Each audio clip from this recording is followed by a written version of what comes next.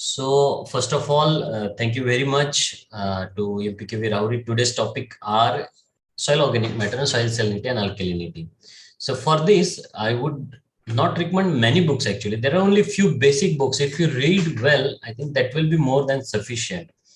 And core books on soil salinity, alkalinity, if you want to read, that is after you finish reading whatever the basic books are there. But basic books, what I have seen is they mostly cover most of the things. But which I would like to highlight today, few extra points which you should keep in mind is recently EFU has conducted many events. So last year's theme for celebrating the World Soil Day, hard salinization, boost productivity. So it was purely a year dedicated to activities which were on the soil salinity. So I would ask students or request students that you just keep watch on the activities which are being done nationally and internationally. For example, if ICAR is there, then ICAR, maybe what are the activities ICAR has done, or maybe very significant activity which is done during that year. For example, King Bhumibol Award was awarded to Indian Institute of Soil Science and ICAR. So these are the questions which might flag in the exam easily. EFO, they dedicated an entire year for this. What was the theme of World Soil Day during last year, and what are the activities? You just go through. There are so many activities that has been conducted. So this recent happening on the soil related aspects we mostly miss. We read books, but these are the allied parts. I think we should take note sometime. You just go through the ICAR website. If you find something related to soils being done at a national level, then you just take a note of that. You see the International Union of Soil Science website. You also see your Food and Agriculture Rome website, where the soil science related activities, those are very pertinent. You just make a note and you just write down once only. You don't have to read time and again. What was the theme? Who coordinated the activity? What, maybe some big activity was taken, worldwide it was taken. So that sort of preparation also has to be done. That is apart from book. Now coming back to the chapter soil salinity and alkalinity, I strongly recommend that you just go through the books. There are 3 books which I normally suggest. Fundamentals of Soil Sciences by Indian Society of Soil Sciences. Then second is Introductory Soil Science, D.K. Das. Now here what you can do is the student, they can read Introductory Soil Sciences first also if they feel. Sometimes what happens is Fundamentals of Soil Sciences has given very technically, it's a very wonderful book. But if you want some simple salinity related information to start with, you can read Introductory Soil Sciences, wherein things are very simple, elaborate way given. And then second, you can go for Fundamentals of Soil Sciences. And last, you read Textbook of Soil Science. This sequence you can also follow for other topics also. Textbook of Soil Science by Dr. T.D. Bishwas and Mukherjee. It's a very wonderful book. Don't try to read it at first. So it is something, a crisp or summary form of book is T.D. Bishwas and Mukherjee's Textbook of Soil Science. It's a very small book which you can go through, and after you have read different chapters, after you have read some bulky books, and then you can think of summarizing or concluding, or you just want to revise things, then you just go for Textbook of Soil Science. You read that. Every line of that book is a question. So it's so precisely it has been recapitulated. So I would request that you read at last. We see many times students, the book, less bulky book, we try to read first. So don't do that. Do third book, Textbook of Soil Science at last. It will help you a lot. It will clarify things, because concepts and everything in elaborate way will be given in the book number 1 and book number 2. Actually, I read book number 2 first, so it's up to you. Both the chapters are equally given, but if somebody feels difficulty in reading, you can go for the Introductory Soil Sciences first. So I'll start with soil salinity and alkalinity first.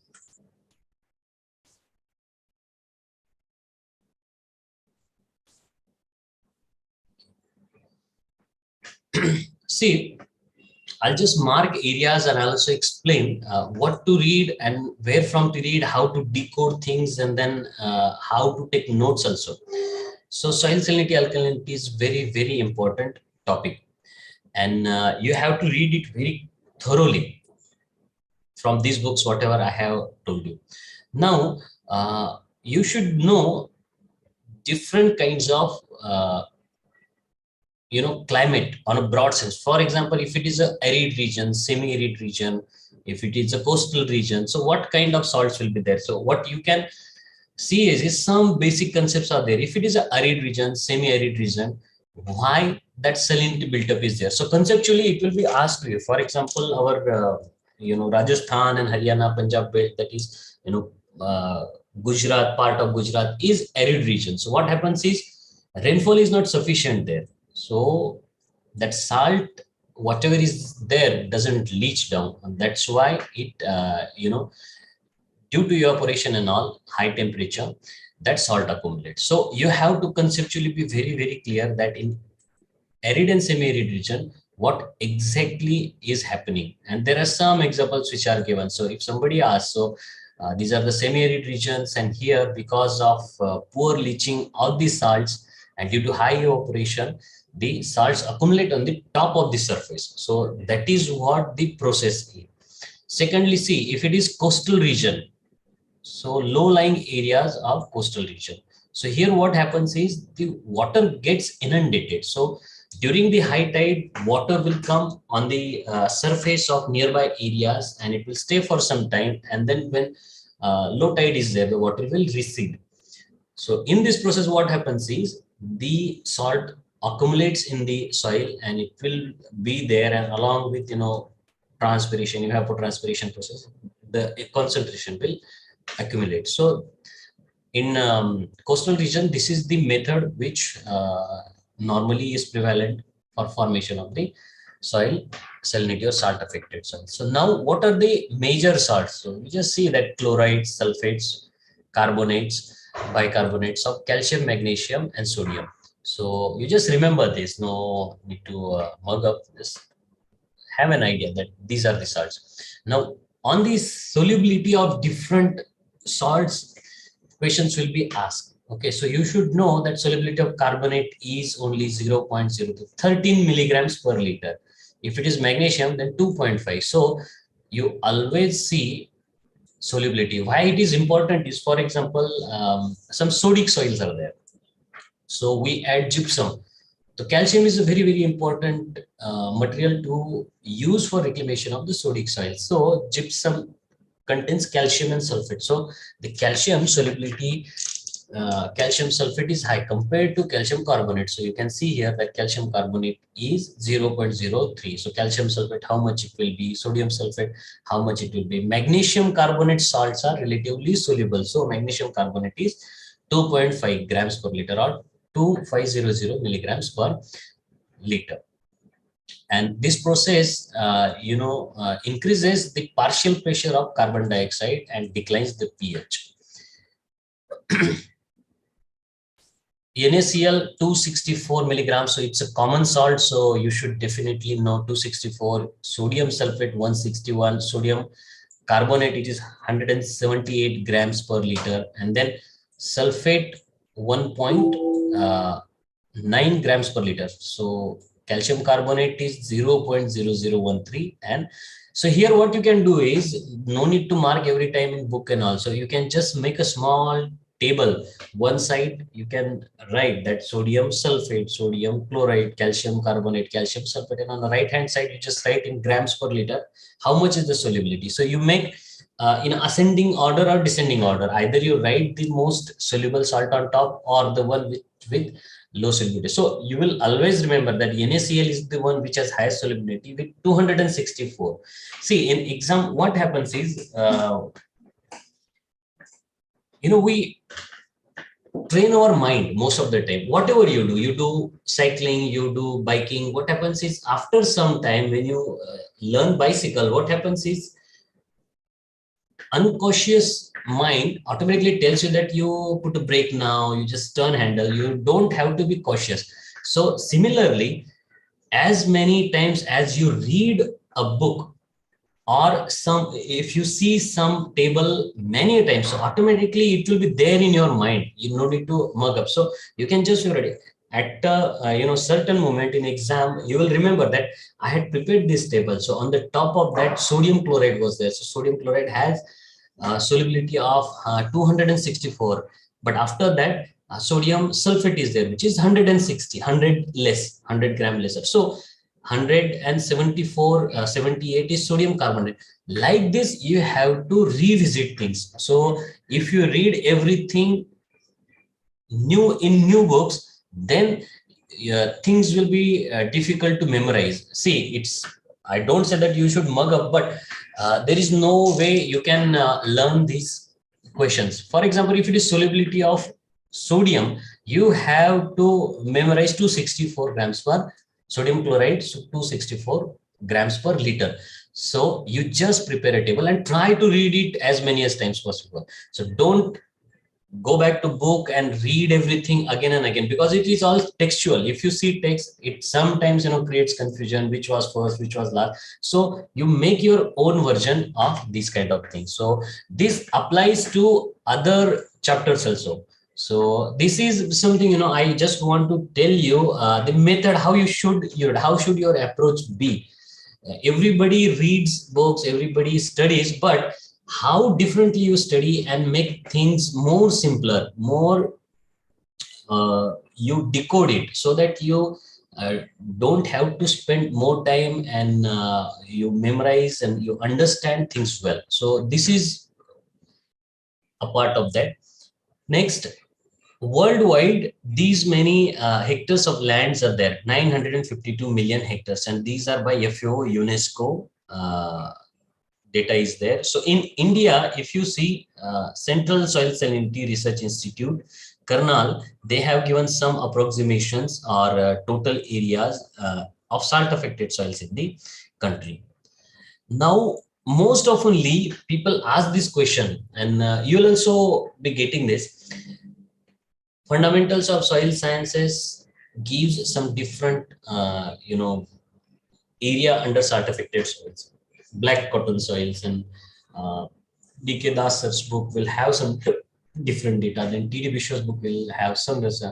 Some student will go to some websites, they will catch some data from there. So it creates unnecessary confusion. So since the time I am also learning, my seniors and what I could learn being in a system, you just follow one book, Fundamentals of Soil Sciences, for all the quantitative data.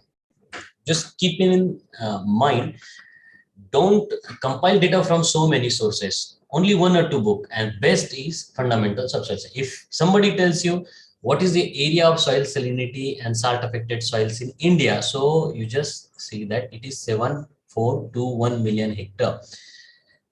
If what is the total salt affected area in entire world, it is 952 million hectare. And who has given that? FAO, UNESCO. See, recent data, this is very difficult to prepare time and again. So 1975 it was prepared. So until unless we have the revised version of it, so you just rely on whatever old data is reported. If somebody is asking that how much CSSRI has reported, so if you go Google out somewhere, you found that now presently it is 10 million hectare. So don't write 10 million hectare until unless specified. But if it is simply asked what is the total salt affected area in the country, you should write 7421,000 hectares. You also mind the units here, 1,000 hectares. So in million hectares, it will be 7.421 million hectares. You can also memorize, how much is salinity, how much is alkalinity. So here, the way to look at it is almost you can say that less than a double alkalinity is there. So alkalinity problem is more compared to salinity in the entire world. So if somebody asks you like that, you can think of. So 343 salinity, 608 is alkalinity million hectare, and 952 is the total salt affected land in the entire world. Here, what you can do also is you can identify some of the continents where this problem is more. So you can see here,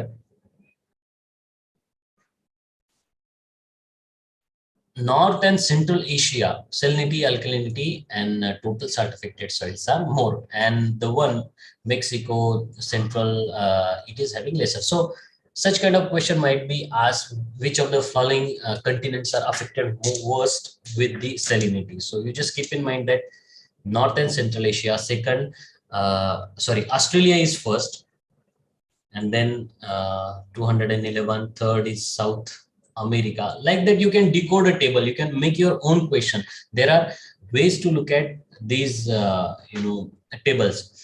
One important thing again here is, I just want to tell you students that you try to print the tables in the book which are important. Last session also I just marked which are the important tables. You just mark all these, and then you maybe paste on a notice board somewhere where you often visit. You don't have to read it time and again. Whenever you are having a cup of tea, you can just see, and in your room somewhere it is on the board you have put, so you can just go watch it. So as many as times you read that particular table, it will be fixed in your mind. Then easily you can make out and recover the data. So you don't have to go every time to the book. So this is one.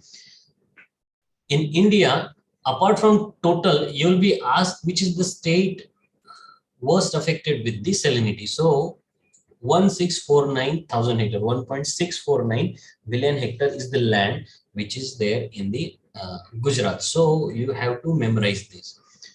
So this is very important page, an important table. At the same time, the table number 3 is also very, very important. You should mug up this table.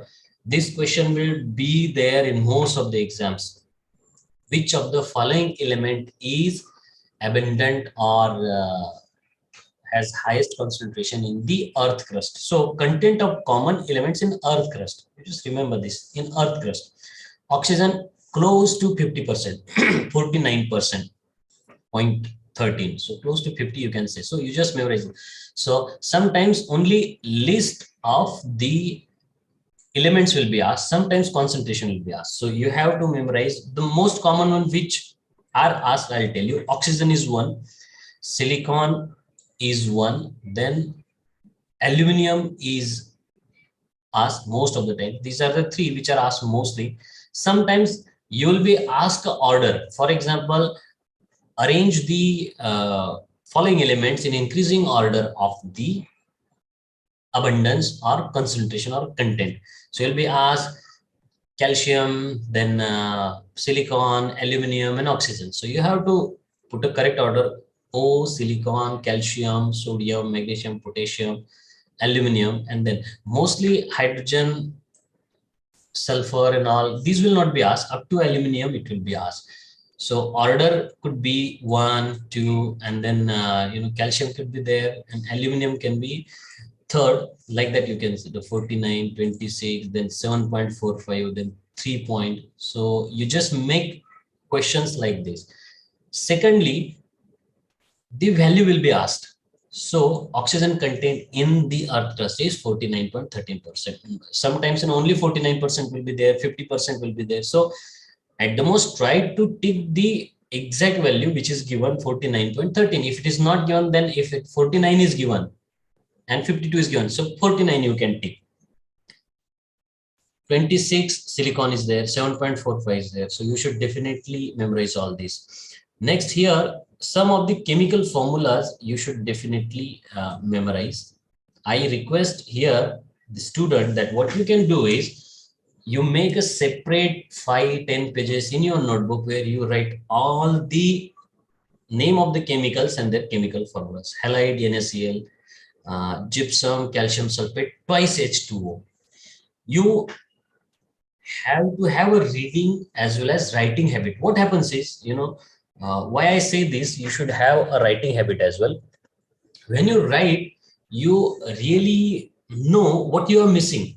Now, if I tell somebody that you just write a formula of gypsum, so calcium sulfate dot twice H2O. Sometimes what happens is, when you read book, you know that you memorize it, but when it comes to writing and reproducing, we get confused. Gypsum, then CaSO4, H2O, whether it was 0.5 H2O, whether it was only H2O, whether it was 2 H2O, or whether it was 4 H2O.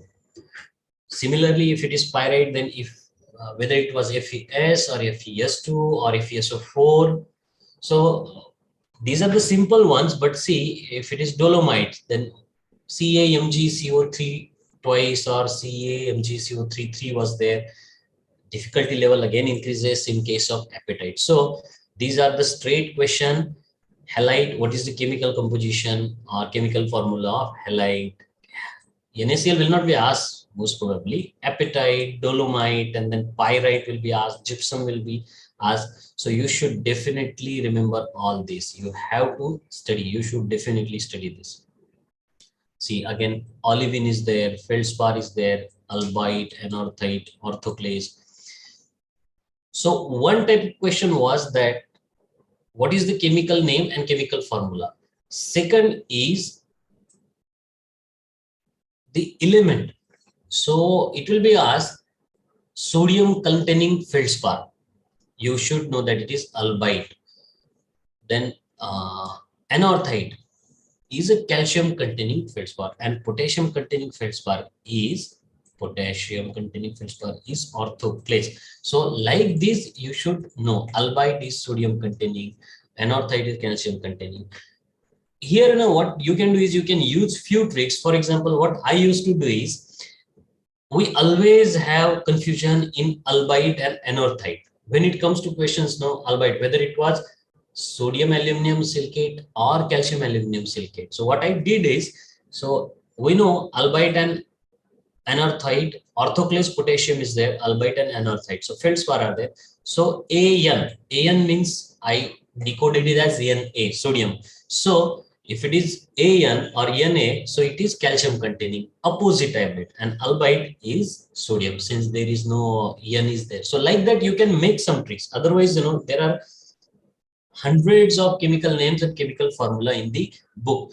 It becomes very difficult to memorize. So you can make some small, understandable or reproducible tricks of your own. I used to do that. Means we are, reducing burden on ourselves.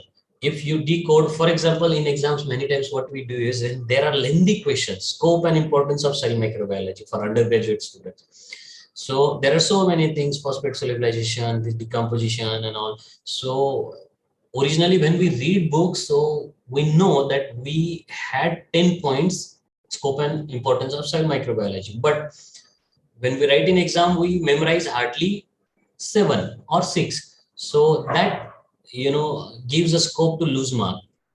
What I used to do is, I just used to make some code for every exam. For example, if there are 10 points, nitrogen fixation, then phosphate solubilization, organic matter, then I'll make some NPO. So I know if this question come, I'll write that code NPO, something like that, 10 all. Even if I don't remember 10, at least 9 will be there. So then N was this, P was this. So like that, you have to use few tricks which you should memorize. So it's not all the time that understanding it well, but sometimes, using your own skills to memorize things. Otherwise, concepts you can learn, but chemical formula and these are such, you have to memorize it. Otherwise, there is no way. Or you can use concepts like this: albite, anorthite, feldspar is there. Then An, if it is there, calcium is there, albite is sodium. So sodium containing feldspar is albite. So this will definitely come in exam. Primary layer silicates. So biotite, you have to memorize the formula: glauconite, potassium, aluminum. So if glyconite is there, so you just see that potassium, magnesium, aluminum. So if a question is asked, which of the following elements are components of the glauconite, Ka, Fe, magnesium, or which of the following is primary layer silicate, glauconite? Then biotite, and what is the difference? So K and Mg is, and iron is same, only Mn and aluminum is different, I guess. So aluminum containing layer silicate is your glauconite and Yemen containing is your biotite. So like this, you have to study the, so biotite Yemen containing and glauconite is aluminum containing. So this was all about, see, my point here is that it's not to teach you the concept and everything. And in 2 hours time, it is very difficult to cover soil salinity, alkalinity and organic matter. But along with the knowledge on soil salinity, if I could teach you how to understand this, how to prepare for this, I think our purpose will be solved. Then next, just memorize the formulas. Sodium bicarbonate and then calcium bicarbonate is there. Ocean water, 85.6% is NaCl. And how many? This will not be asked mostly 42, but you just keep in mind that 42 into 10 raised to 15 tons of dissolved salt is there, of which of the total salt, 85% is NaCl. It doesn't mean that if you take 1 liter of water, 856 gram of salt will be there. It is not that. So whatever salt is there, total, calcium chloride, magnesium chloride, calcium sulfate, sodium sulfate, the most dominant salt is NaCl. 85.6% NaCl is there. So you can memorize this figure. In rainwater, salt could be as high as 200 milligrams per liter. So you can memorize it. But in rainwater, mostly calcium sulfate, calcium carbonates, and seawater near areas, rains where sea is near coast. For example, Goa. So here, chlorides of sodium and magnesium will be there. But if it is inland, rainwater will contain more of sulfates and bicarbonates of calcium. Sodium and magnesium, why? Because here sea is nearby. So many times the evaporating water and then along with wind, sodium will be more, and that's why we receive more concentration of chlorides of sodium. I was telling you formulas, then these formulas you should definitely read. Sodium chloride, gypsum. If it is 0.5, it is be plaster of Paris. Half water molecule is there, and it will be plaster of Paris. So some of the typical examples with respect to India here, what you can the high salt concentration along the lower Himalayas, Shivaliks, Indo-Gangetic plains, Western Rajasthan, and which may be traced back to here. What you can do is you just know that what are the areas where high concentration is there. So lower Himalayas, IGP is the Indo-Gangetic plain is there, Rajasthan's west part is there, Kutch is there. So these are the hot spots where salt affected soils are found. That's why Gujarat is the one where high area or more area under soil salinity is there. Salt spring, you don't have to really worry about this. Then economic activities, this is also not that important. So topics like this, what you can do is now in every chapter, at least 30% content will be in such a way where you don't have to read time and again. So at least if you have to read this part, you will have to read maybe 5 minutes you have to spare, 10 minutes you have to spare. What you can do is you just find out what is more important here. You just underline it and next time you just read that. For example, rise of water table and salt of the lower. So this is the normal process due to which the salinity builds up. If it is important to you, fine. Otherwise, no need to read the topics which you feel there are no much information there. It will save your 5-10 minutes and energy also. Then coming to origin of the salt affected soil. So I already told you that the continental cycles are there. Marine cycles are there, deltaic areas, Indo-Gangetic plain, then due to evaporation and deep groundwater and anthropogenic activities there. So what does it mean? You have to memorize. For example, continental cycle. So because of the continental the movement and redistribution and accumulation of carbonate sulfates in the inland region. So from the sea, from the coast. Because of this, they move, salt will be moved, redistributed. Marine cycle, as I told you, in coastal region, in Goa also, this is a very pertinent problem. So when high tide is there, water will come. Deltaic cycles are there, Indo-Gangetic plateaus, river basins mostly. Artesian cycle, due to evaporation and deep groundwater, wedges up and it comes on the top. Anthropogenic cycle, some erroneous salt accumulation, salt pans are there, are some activities, developmental activities. For example, I'll give you an example here, pisciculture or prawn culture. So what happens is farmers or the stakeholders, they will accumulate more and more salt water in the good lands so that they can harvest more fish. So over the period of time, they can harvest the fishes, but it leaves behind the residual salt in the soil, and which again aggravates the problem of the soil salinity. Here, these are highly leachable salts. So you should know this, because what will happen is when it comes to reclamation of salt, the leachable salt, sodium chloride, sulfate, carbonate, bicarbonate, calcium, magnesium chloride. So through leaching process, these can be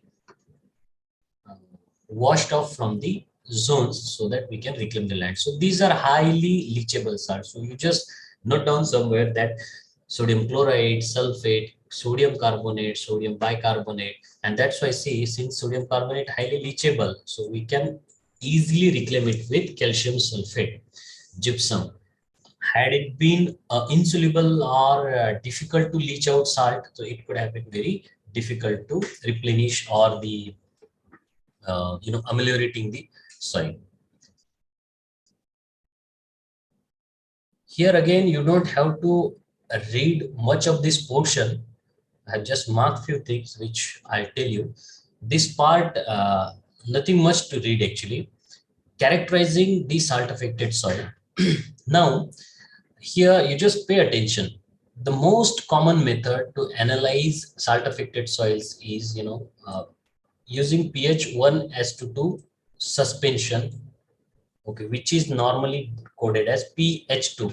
So 10 grams of soil, if you take 20 ml of distilled water, you will be taking, or deionized water, and you will be measuring the pH. Second is saturation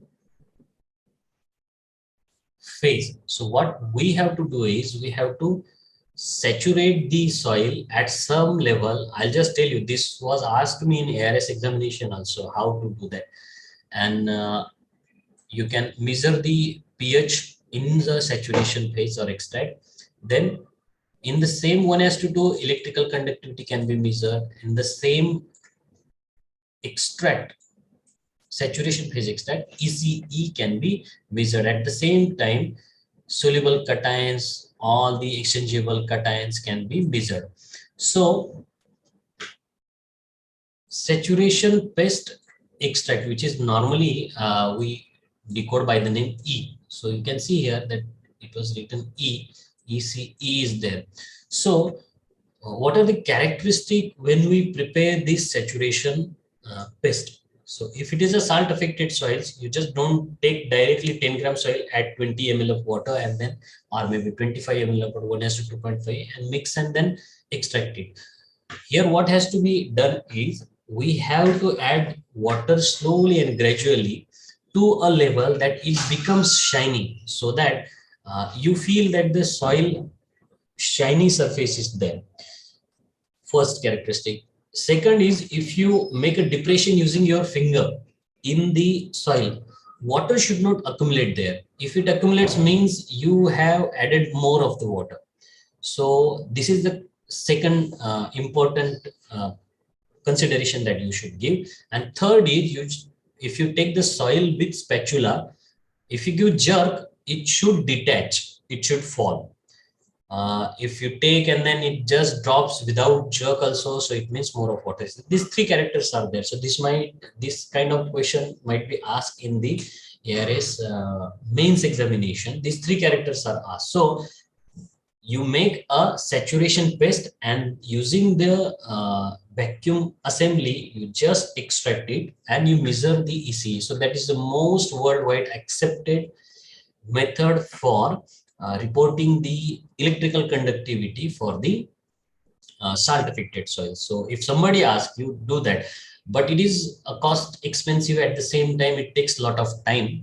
So many times conversion between extract and 1:2 has been standardized. So people also work on that.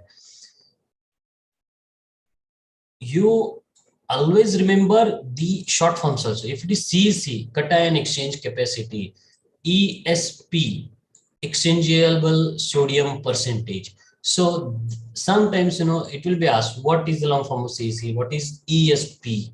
So you just memorize all this. So I hope the pH and EC measurement in the salt affected soil is clear to you, because conventionally whatever we do for black cotton soils and other soils, we cannot do the same way for the salt affected soil. So saturation paste extract method for EC and 1:2 for pH, or E for pH, is the most acceptable. In the same solution, extract solution, you can also measure the calcium, magnesium, chloride, sulfates, and everything. These are very, very important. You cannot just make out what will be the nature of salt from the electrical conductivity. So until unless you know calcium, magnesium, and you have to establish a correlation. For example, if sodium and chloride, the correlation is higher, 80% is there. So you can say that the sodium chloride is the dominant salt. If it is calcium sulfate, sodium carbonate, then you can say that bicarbonates, carbonates of the sodiums are more in the soil.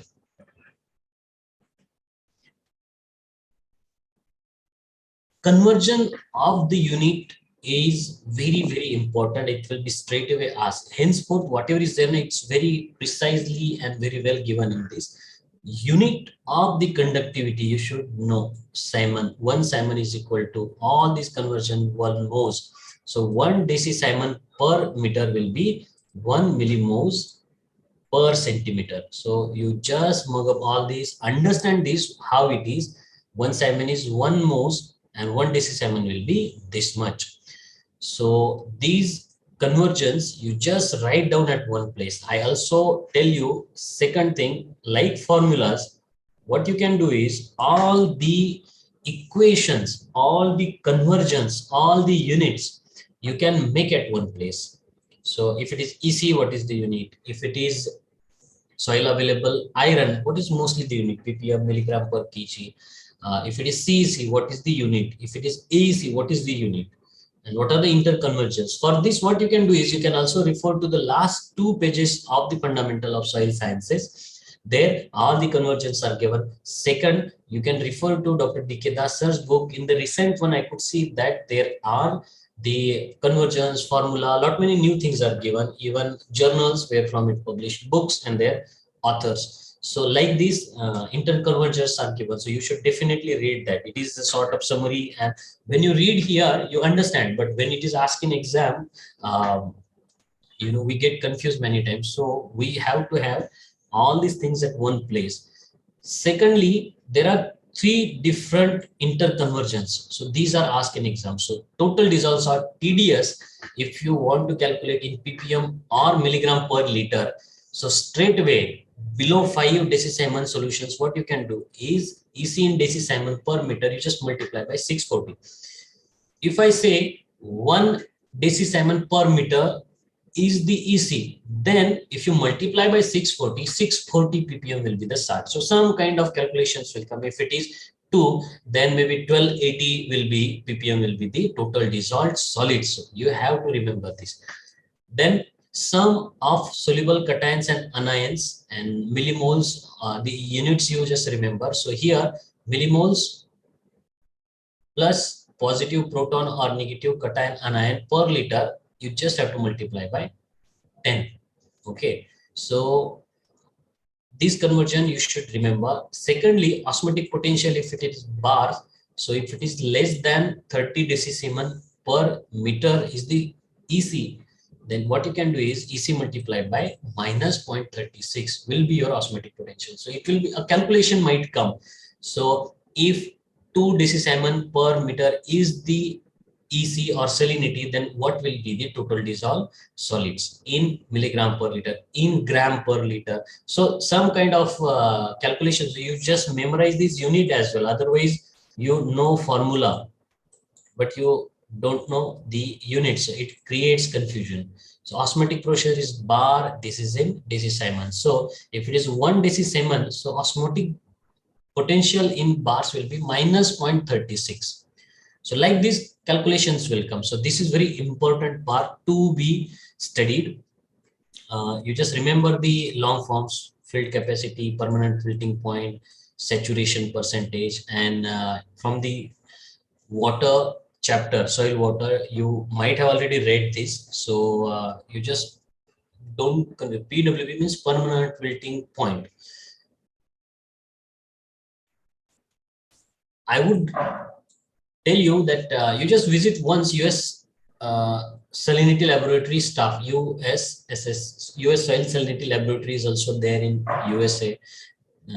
They have published a very wonderful book. You don't have to read the book actually, but you just that there is one book, US Soil Salinity Laboratory staff, which they have published on salinity. So this might be asked in examination sometimes.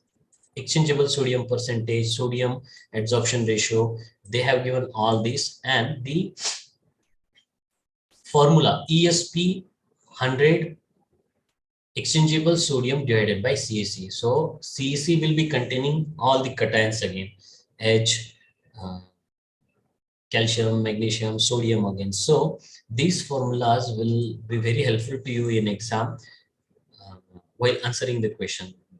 So it's not that only ESP will be, equation will be asked. If somebody asks you, the exchangeable sodium was this, potassium was this, calcium was this, magnesium was this, what is the ESP of the solution? So you should know sodium by CEC, exchangeable sodium per exchangeable, all cations into 100 is ESP. You remember all the units also, otherwise your answers will be wrong sometimes. Similarly, sodium adsorption ratio. This is asked in most of the exams. This is also asked, but this is asked. So we get confused whether this 2 is outside the square root or inside the square root. So you just write this. So here the technique that will help you is reading the formulas and then writing, understanding it and writing it. If you write, then only you will know that whether it was in square root divided by 2 or square root calcium plus magnesium and then entire thing divided by 2. And concentration millimole plus per liter. Exchangeable sodium ratio. So this is also important. Based on the Gappon's equation, it has come. So you just memorize this also. Sometimes it is asked. And you have to memorize that SAR and in salt affected soils, this is very important. Gappon's type equation, characterizing the soil salinity, salt affected soils, such kind of equations are often used. This equation is also equally important. Exchangeable sodium percentage is equal to 100 ESR divided by 1 plus ESR. So most of the times we, commit mistake whether ESR is here or ESP is here. ES is there. So you have to memorize ESP is equal to 100 ESR divided by 1 plus ESR. And now see, if ESP, the equation is here. Some of the values wherever given that you can memorize what is the constant value, then ESR value, how much is the ESR value, you just memorize all this. Classification of salt affected soils, then there are many approaches, but the most common is by US Soil Salinity Laboratory stuff. So you have to remember this: saline soils, alkali soils, and saline alkali soils.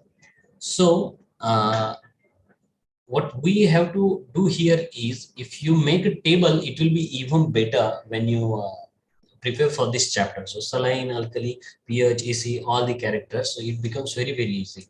If I have to tell you saline soils, the neutral salts, you just remember chlorides and sulfates are much higher than the carbonates and bicarbonates. So chloride and sulfate of maybe calcium, magnesium, sodium, and potassium will be higher in saline soils. And you just remember neutral salts, neutrals. That's why the pH of saline soil is lesser. Always remember. So it will be less than 8.50. But carbonates and bicarbonates, the pH will be higher. Sodium and carbonates and bicarbonates. So these are saline soils. Compared to alkali soils, they have higher concentration of chloride and sulfates. Sparingly soluble. Gypsum is a sparingly soluble salt. You should know it. Some local names, in India, in some places it is called Reha, some places Thar. Local names you should definitely um, remember. Capillary fringe. This definition is mostly asked in exam. Capillary fringe, what exactly it is. So if I have to tell you, if this is a water table and this is the unsaturated layer of soil on the top, then the water moves like this. So this area is actually what capillary fringe. So it will be asked to you in most of the exams. So this will be your saturated vadose zone. Then this will be topsoil and capillary fringe. Actually, it's a movement from saturated zone. The water moves up and that area is capillary fringe. Then US soil salinity laboratory. This part you just make as a table. How you can do is you make a table. One side you write saline, alkali, and one side you write pH, EC, TDS, SAR, ESP. One more parameter is there, ratio of this. So this ratio is called as neutrality ratio. Sodium divided by chloride by sulfate. So in Indian context, it is more important. So now soil pH of the saturation pest. Okay.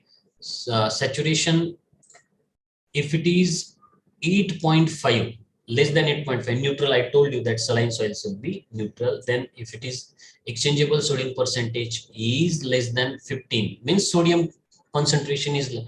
And EC, since salts are more, EC will be more. So pH and ESP is less than 8.5 and 15 ESP, EC more than 4. So most of the time, this is a point of confusion. So you just make one table and you just write down less than 4, greater than 4, like that, with the salinity. And I never memorized these values. What I did is I remembered saline soils, neutral salts are there. So definitely pH will be lesser.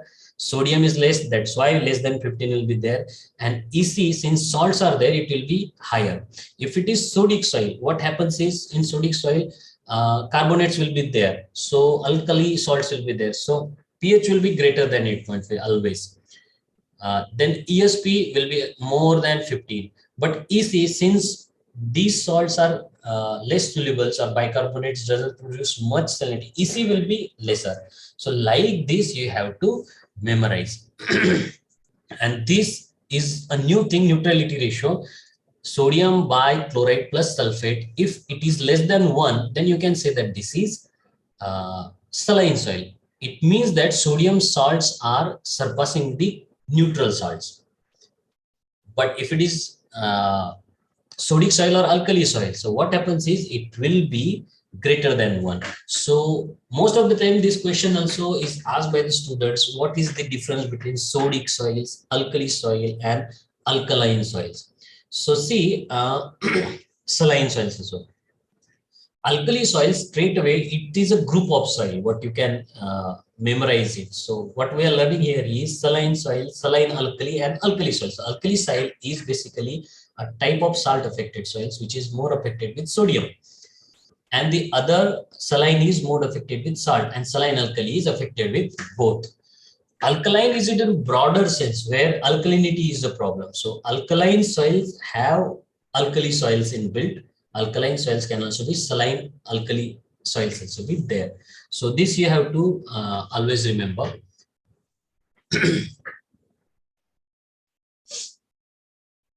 See, order of flocculation, aluminum, calcium, magnesium, potassium. So this is very important. Why? Because the physical structure of the salt affected soil is not bad. That's what I tell you.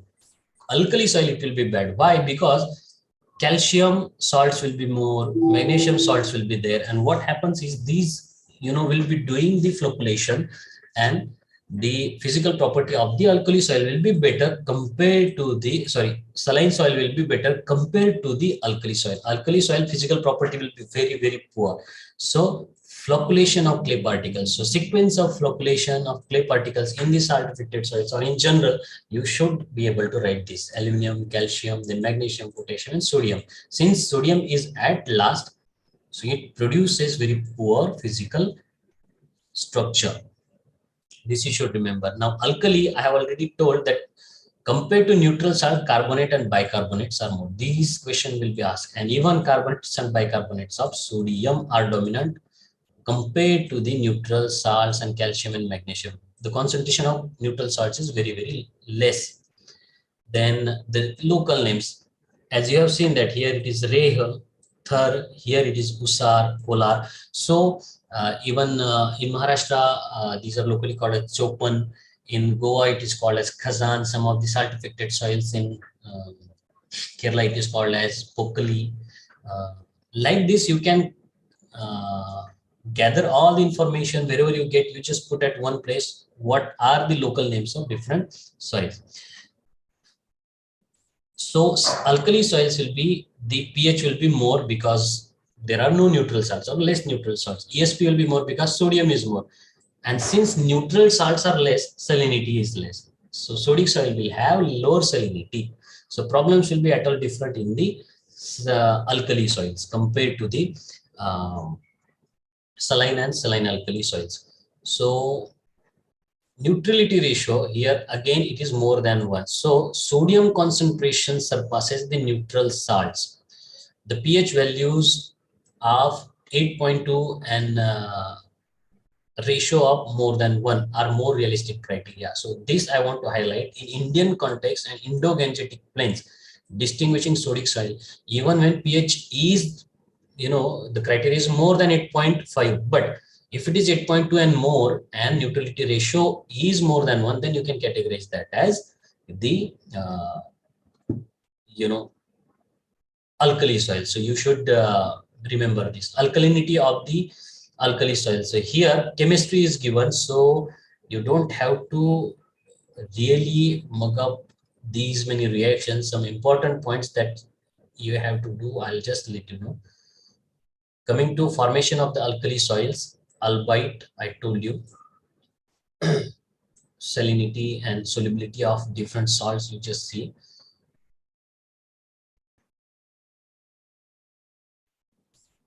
This reaction is important because in alkali soils, particularly arid and semi-arid regions, they are rich in calcium carbonate. And what happens is when it hydrolyzes, it produces OH minus ions in the solution and it increases the pH. OH minus means pH will be increasing. So that's why this reaction is important in arid and semi-arid region.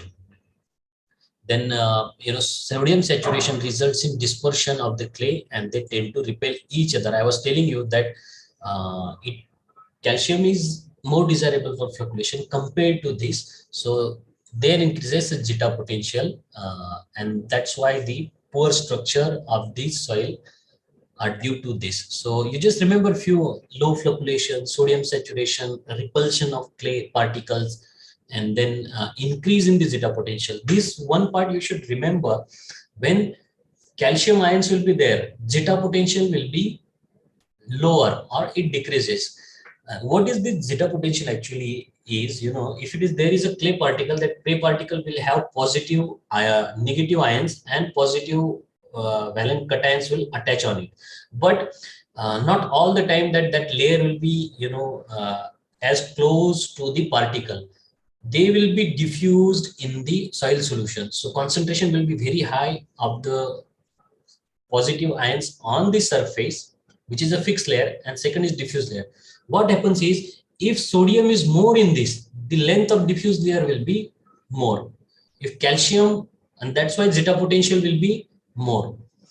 If it is calcium, that diffuse layer will be smaller and the Zeta potential will be smaller. So there will not be repulsion between two molecules and they will come closer.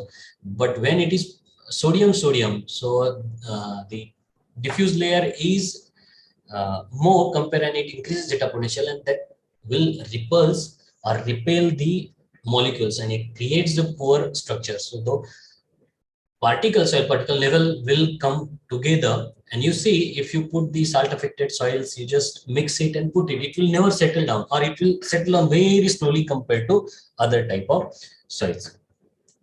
So there are different problems like decrease in the hydraulic conductivity, clogging of the pores, poor drainage will be there.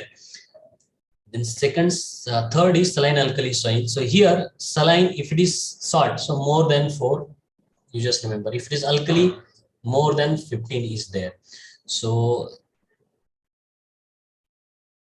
and most importantly, pH of this soil seldom exceeds 8.5. So it will be less than 8.5. The only thing which is lesser is pH 8.5, since salts are there. So this is by United States Soil Salinity Laboratory. There are some, taxonomic names of the soil. So you just remember aridi soils in arid region, alphi soils, molly soil in septic soils. But natrages, then natric horizon is there, salic is there, calcic is there, cambic is there again. So if you find these kind of names, so you just see that these are the salt affected soil. Sometimes it will be acid, not mostly, but natric horizon, calcic horizon, this will be asked, salic horizon, this will be asked. So you just remember that these are the soils which are affected with the salt problem or salinity.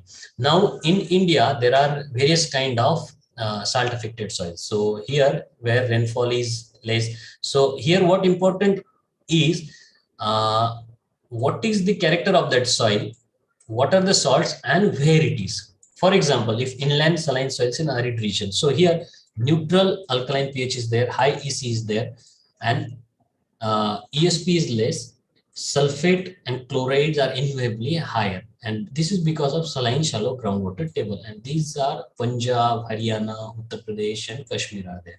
So in subhumid region, what happens? Then salt affected medium deep black soil, what it happens? Medium deep black soils will be mostly Madhya Pradesh, Maharashtra, Rajasthan, Andhra Pradesh, Gujarat is there. So you just, what is the character and where it is? See, carbonates, bicarbonates are there. So you remember these two things here.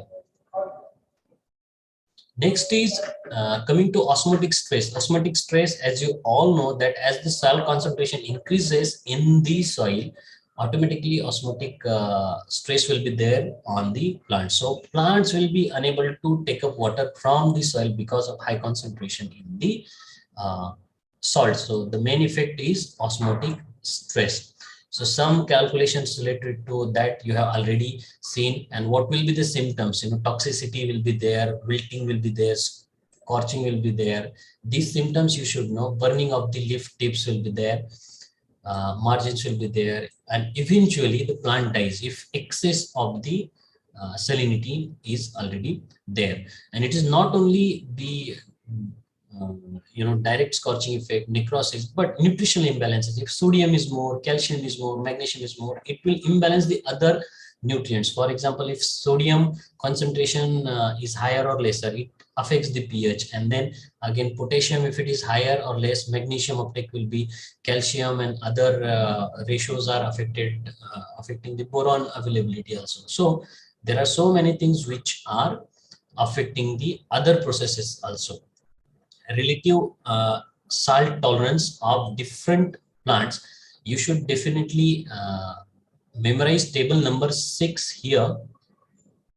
This equation you can memorize because I studied that, but it was never asked in examination. But you can relative yield and then ECE and threshold salinity express, and B is the slope. So sometimes it might be asked, but not so important like the other different equations. So here plant species and the threshold salinity.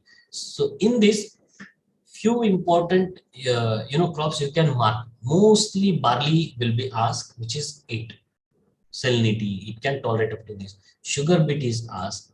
Then wheat is asked. So barley and wheat, it will be asked most commonly. So it confuses. So you always remember, if it is barley is there in the option, then you write barley first. If it is cluster bean, then barley, and then cotton, sugar beet, like this. So you give cluster bean first, then barley, like that. So You remember all this. So this is a group where, up to mm, here, alpha alpha and all, they are very susceptible, and at very low salinity the level to alpha alpha. Alpha alpha is sometimes asked. So it will ask pulses. So they have low tolerance. Vegetables, if you see by default, tomato is the only one, or cucumber 2.5 it can tolerate, but most of them are requiring 2 or less than that. Fruits, no fruit. I think except date palm, which tolerates salinity, most of the fruits are lesser. So here, this decoding is important. So what you can do is, if you don't read this also, it's fine, but you just have an idea, sequence, what exactly up to what threshold salinity it can tolerate. Like that, you just memorize this. Yeah, this will be asked to you in examination. Second, this exchangeable sodium percentage, 2 to 10 different fruits, 10 to 15 safflower, black gram and all. So rice, you see exchangeable sodium percentage is more tolerated by rice crop, then 50 to 60 beets, barley and sesbania. 30 like this, oats, mustard, cotton. Cotton is also relatively tolerant crop to salinity as well as salinity, like tomatoes, wheat. So these are the things we should remember. ESP range, and most of us for deciduous fruit, nuts, citrus is one. So you see that citrus is very susceptible to high ESP. Wherever there is a problem of high sodium, it will be susceptible. Avocado will be susceptible. So like this, you have to study. You can just copy these tables and put it in a file, or the way I told you, so that you can memorize. You can make a group of people also, so that all you can uh, sit once, and then you can just revise table, because I tell you at least 20 to 30 percent questions will be from the tables only. There is lot of condensed information is there in the tables, rather than reading text. Lot many information will be there. Now, amelioration. In amelioration, mostly the questions that are asked are how you ameliorate the saline soil. So most common method is the leaching, but sometimes, conceptually it will be asked. For example, leaching of salts, then addition of organic matter, and then cultivating the salt tolerant varieties of crops. So how would you boost the productivity of saline soil? So these kind of options, if they are given, you answer all. It is not that you just pick on leaching of the salts. So leaching, the equation of leaching and all, you just memorize that. Leaching requirement, how you calculate, and leaching fraction. Always remember, drainage water, depth of drainage water will be on top, and depth of irrigation water will be on down. So leaching requirement, depth of drainage water is equal to depth of irrigation water into salinity of irrigation water divided by salinity of the uh, drainage water. So these equation, even leaching fraction, how it is, DDW, you just remember this, automatically everything will be clear. So this confusion should not be there when it is asked in examination. So this most common method, leaching requirement. Then in case of alkali soils, use of gypsum is very, very promising, and many scientists have already reported it. So in alkali soils, it will be simply asked. For example, leaching is one suitable option in the salt effect amelioration of saline soils. If it is alkali soil, gypsum. So these questions are commonly asked, and these are very, very simple questions which are asked. Now, one tricky question here is, I was also asked in some exam, which soils are more relatively tough for cultivation or reclamation, whether it is a saline soil or whether it is a sodic soil. So it was a question in my ARS interview actually, and I wrongly answered it sodic soil. Why? Because I also realized later, they explained me sodic soils, there are technologies available, simple, like you put gypsum, then for a year or two, lands will be reclaimed and automatically it will be under cultivation. Then again, after 2 years, you manage it. In case of saline soils, what happens is once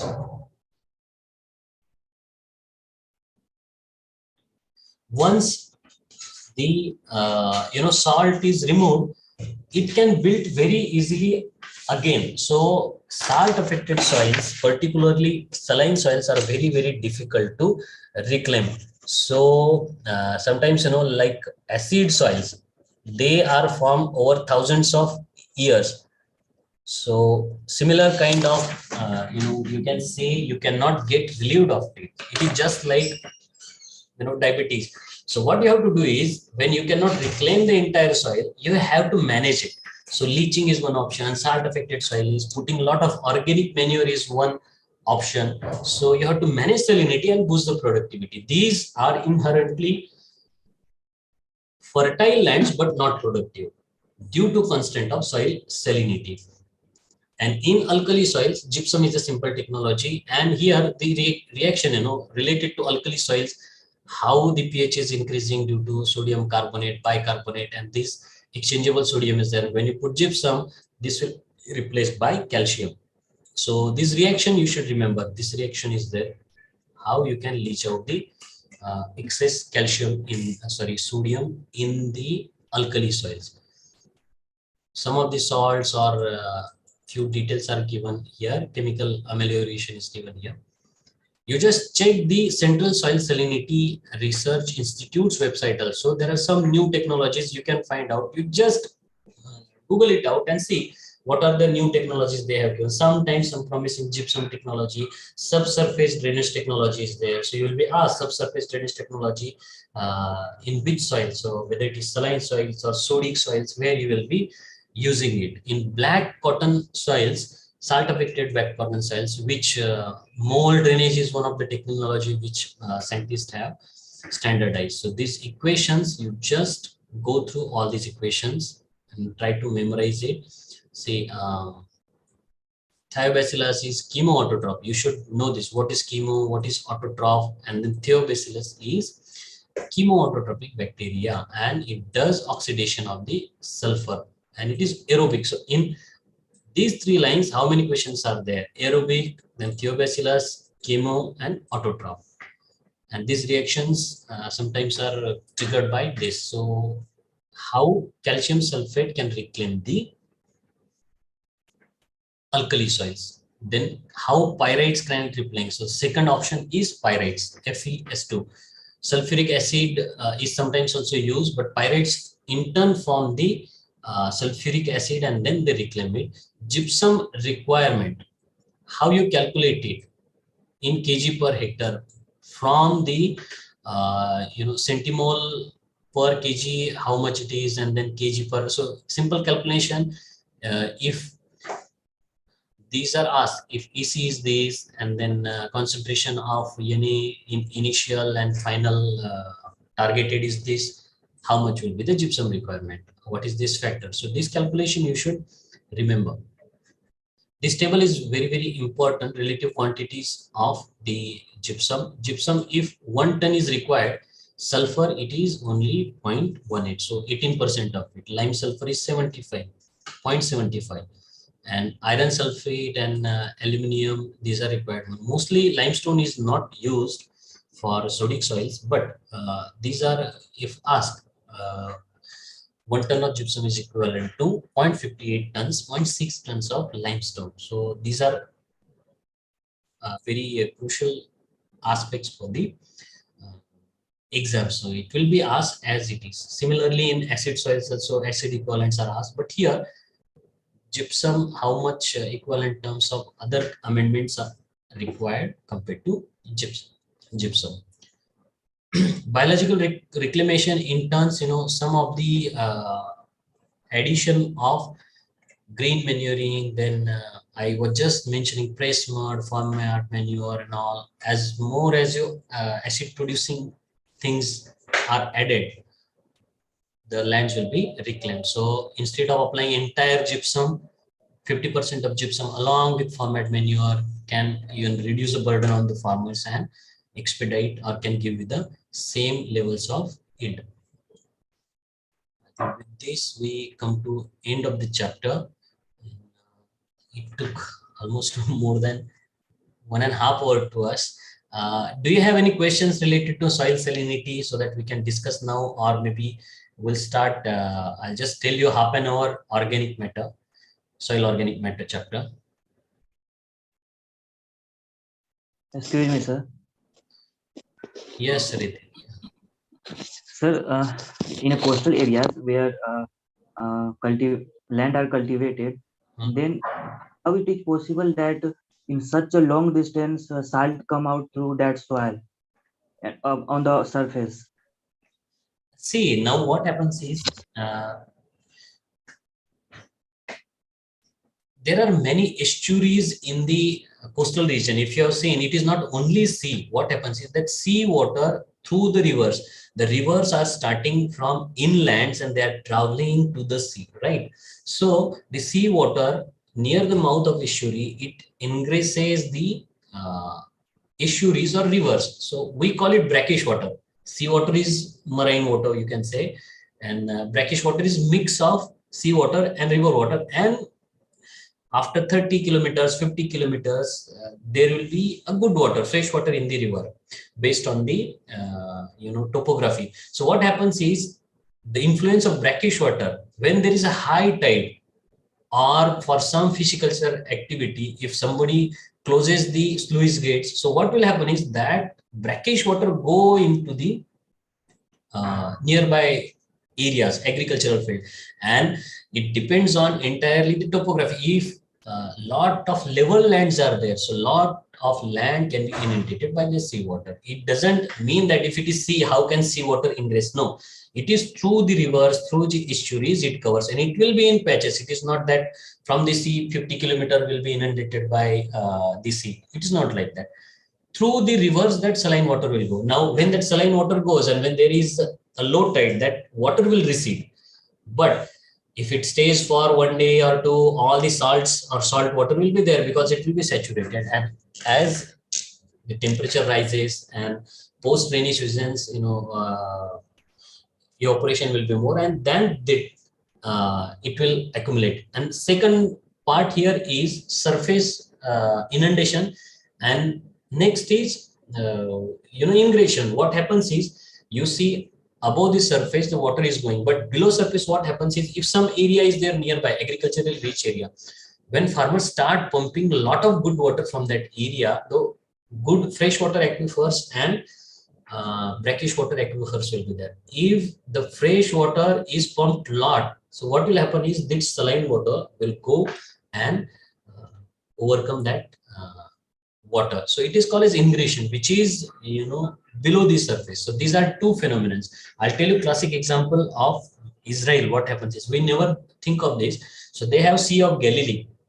Sea of Galilee is the only freshwater source. So what they do is, even when that Sea of Galilee has lot of water, it's a lake actually, big lake, they will not pump below certain level. Why? Because if they start pumping below certain level, so the brackish water from the sea will ingress the fresh water and the quality of that water will go. So we should not exploit in coastal areas good water sources to a level that it will be ingressed by the saline water. So these are the two phenomena, above the surface and below the surface.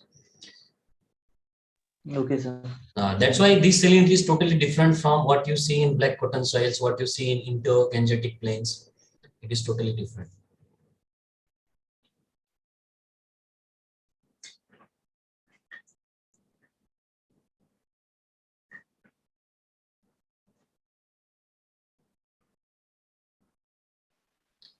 Sir. Yeah, Pragati. Sir, you have explained that what soil is to water suspension is 1:2.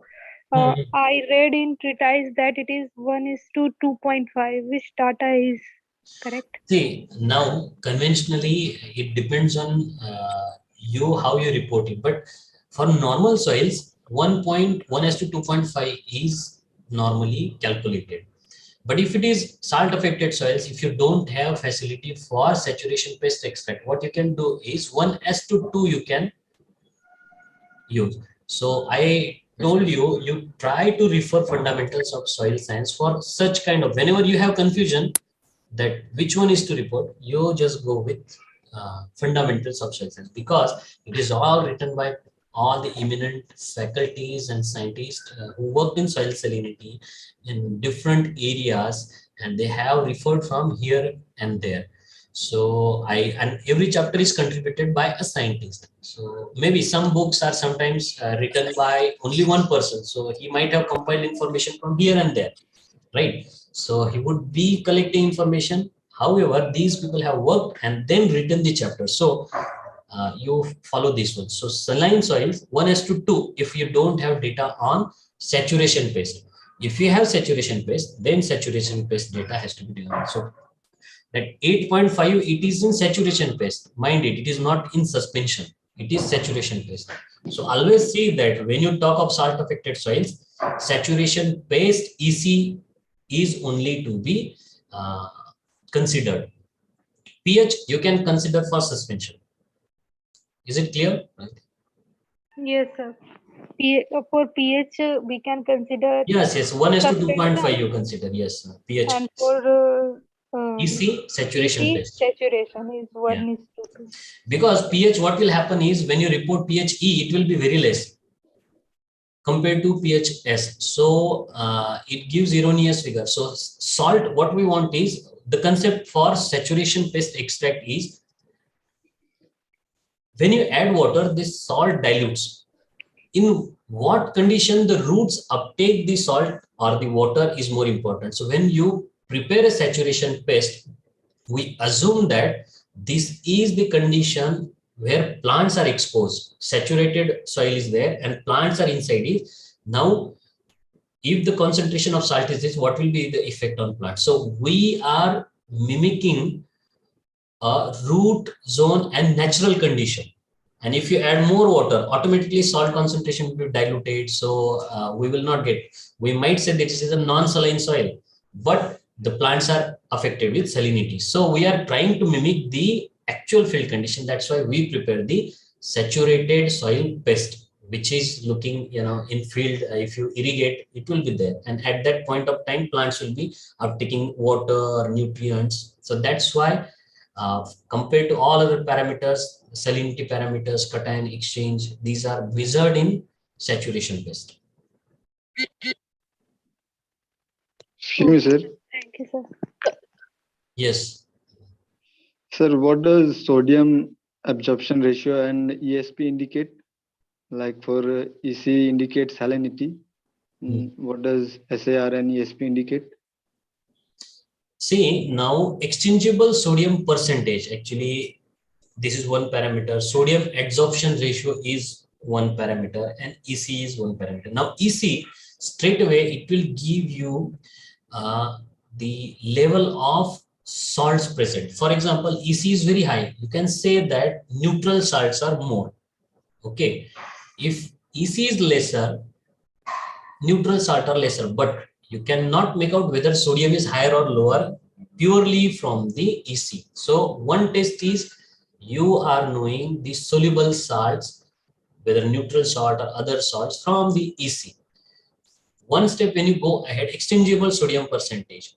Now, exchangeable sodium percentage is when you extract the exchangeable, cations. For example, you use ammonium acetate. So when you extract that for potassium, sodium, calcium, and magnesium, what you do is if you have 100 units of potassium, calcium, magnesium, and sodium, out of this, how much is potassium? Means out of all the cations, how much is the sodium?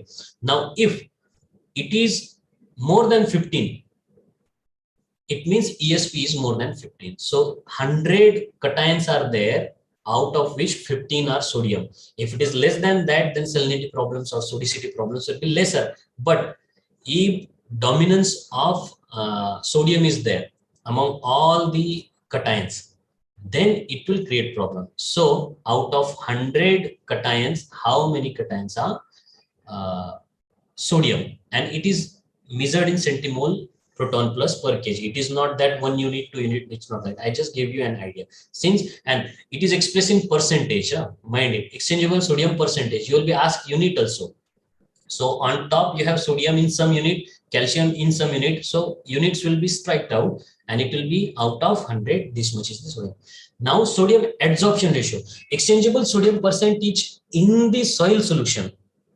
That's why it is a soil solution and on the exchangeable complex. We are extracting it. Okay. Sodium adsorption ratio is on the surface of the particles. Now what happens is relative to calcium and magnesium, how much is adsorbed on the particle. Now if compared to calcium magnesium, lower is adsorbed on the surface, so flocculation will happen. If compared to calcium magnesium, more sodium is adsorbed on the particle, then repulsion will happen. So sodium adsorption ratio. So higher SAR indicates that there will be sodicity problem. Higher ESP will indicate if it is greater than 13 SAR, so sodicity problems are there. If it is lesser, so ESP is exchangeable phase and SAR is adsorbed phase. And these are relative to other cations. It is not purely you are considering only sodium, but you are considering their relative proportion with respect to other cations, relative proportion of sodium with respect to calcium and magnesium in equivalent terms. You see square root of calcium plus magnesium by 2. So it is in equivalent terms. It is not that milligrams or like that. So it is in equivalent terms.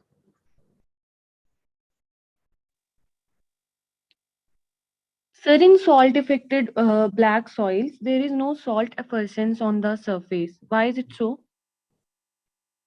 Salt affected black cotton soils. Yes, sir. So salt crust does not occur on, your question is, salt crust does not come up on the surface, right? So I also have to dig out this, but my logic goes because the once you irrigate or once you put irrigation water or rain, the water holding capacity of this soil is very, very higher, and that's why maybe until and unless you disturb the top surface, the evapotranspiration will not happen. In other soil, what will happen is the tillage condition will come soon, but in case once you irrigate black cotton soil, at least 15 days, 20 days, 30 days. So salt comes up only when there is a gradient built up. So on top, no moisture is there, downside moisture is there, and through evapotranspiration or evaporation, that salt is coming up. So I think higher water concentration or water holding capacity of this soil is the one criteria, maybe because of which salt doesn't come up on the soil and surface. But I'll get back to you. This question I haven't, studied much. Okay, sir. Thank you. But in black cotton soils, problems will be different actually. So salinity, sodicity coupled with clogging of pores. So poor drainage will be there, and impervious layers will be formed on the top itself after suspension or dispersion happens. So that creates a lot of problem. Okay, sir. Excuse me, sir. But by and large, no, black cotton soils, sodicity will be more problem compared to salinity because groundwater, because of the groundwater, over the period of time it saturates, and that's why salinity will be more problem in some of the areas like Gujarat and Indo-Gangetic plains like that. Salinity is there in black cotton soils also, but sodicity is more problem. Yes. Pragati, you want to ask something? Yes, sir. Excuse me, sir. Sir, is ISSS book is important for GRF exam? Because Yes. sir, it is very tough book sir, to understand. It is the most important book. That's why I recommended that you should read this book. So it is tough at first reading, but as and when you start reading, see, the beauty of soil sciences. When I was studying for JRF, I read this book. When I was studying for master, I read this book. When I studied for SRF, I read. Hello, sir. Yeah. There is one question in. Okay, let me answer this. So So, then one question. okay, yeah, we'll take this question and one more, and then we'll discuss maybe organic matter for some time. It is not a big chapter. So, studying fundamentals is very, very important. If you want, you can study DK Das book, and then you can go for introductory, fundamentals of soil sciences. But you read this, after a certain point of time, you'll feel it easy.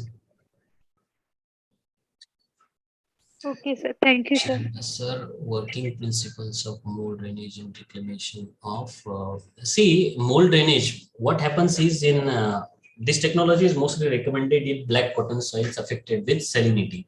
So you see, in black cotton soils, leaching, becomes very difficult, since the infiltration rate, percolation rate of black cotton soil is very, very slow because of the high water holding capacity. Even if you add more water, what will happen is that water will not percolate so easily compared to other soils. For example, if you take Indo-Gangetic plain soils, their water will percolate easily, or you can drain it easily, and you can reclaim the topsoil immediately. But here it doesn't happen.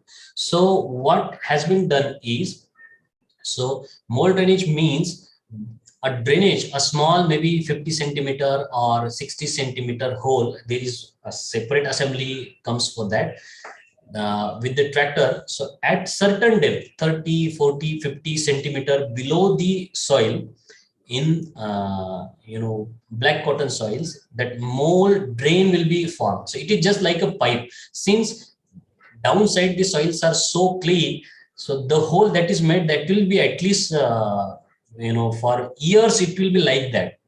It will not be disturbed, and our tillage activities and all not go beyond that. So we have to fix that depth of mold drain at certain levels, so that the tillage activity will not disturb it. So what will happen is, at certain interval, those mold drains are prepared, and at the end they are the drainage water, whatever is there, it is collected. So what will happen is, whenever you do agricultural activities on the lands, so the water that is percolating down will go into the mold drainage. It is, drainage means it's only a hole, you see, it's a sort of pipe, natural pipe, you can say. And the water, excess water, will come in the mold drainage, and it will be collected at some point, which you can again discard to some other source. So over the period of time, you are irrigating good water, and that will percolate down. It will come in the drainage at 30, 50 centimeter depth. It will come out of the field in one drainage channel again, and you will be removing it. So since black cotton soil are very difficult to handle when salinity is a problem, so mold drainage technique is there, and that is how the reclamation process is. It is not something that we create artificial bunds or something like that. It is just a simple hole across the gradient, along the gradient, and that natural pipe is not normally disturbed by the tillage practices and all, and it will be there. If you see, if you dig out 50 centimeter deep black cotton soil, it will be very, very clean, and whatever hole you make, it will be a sort of, maybe for years it will be permanent. So that is how mold drainage is there. And it is done by one specific assembly, a tractor drawn assembly is there, through which we have to prepare it.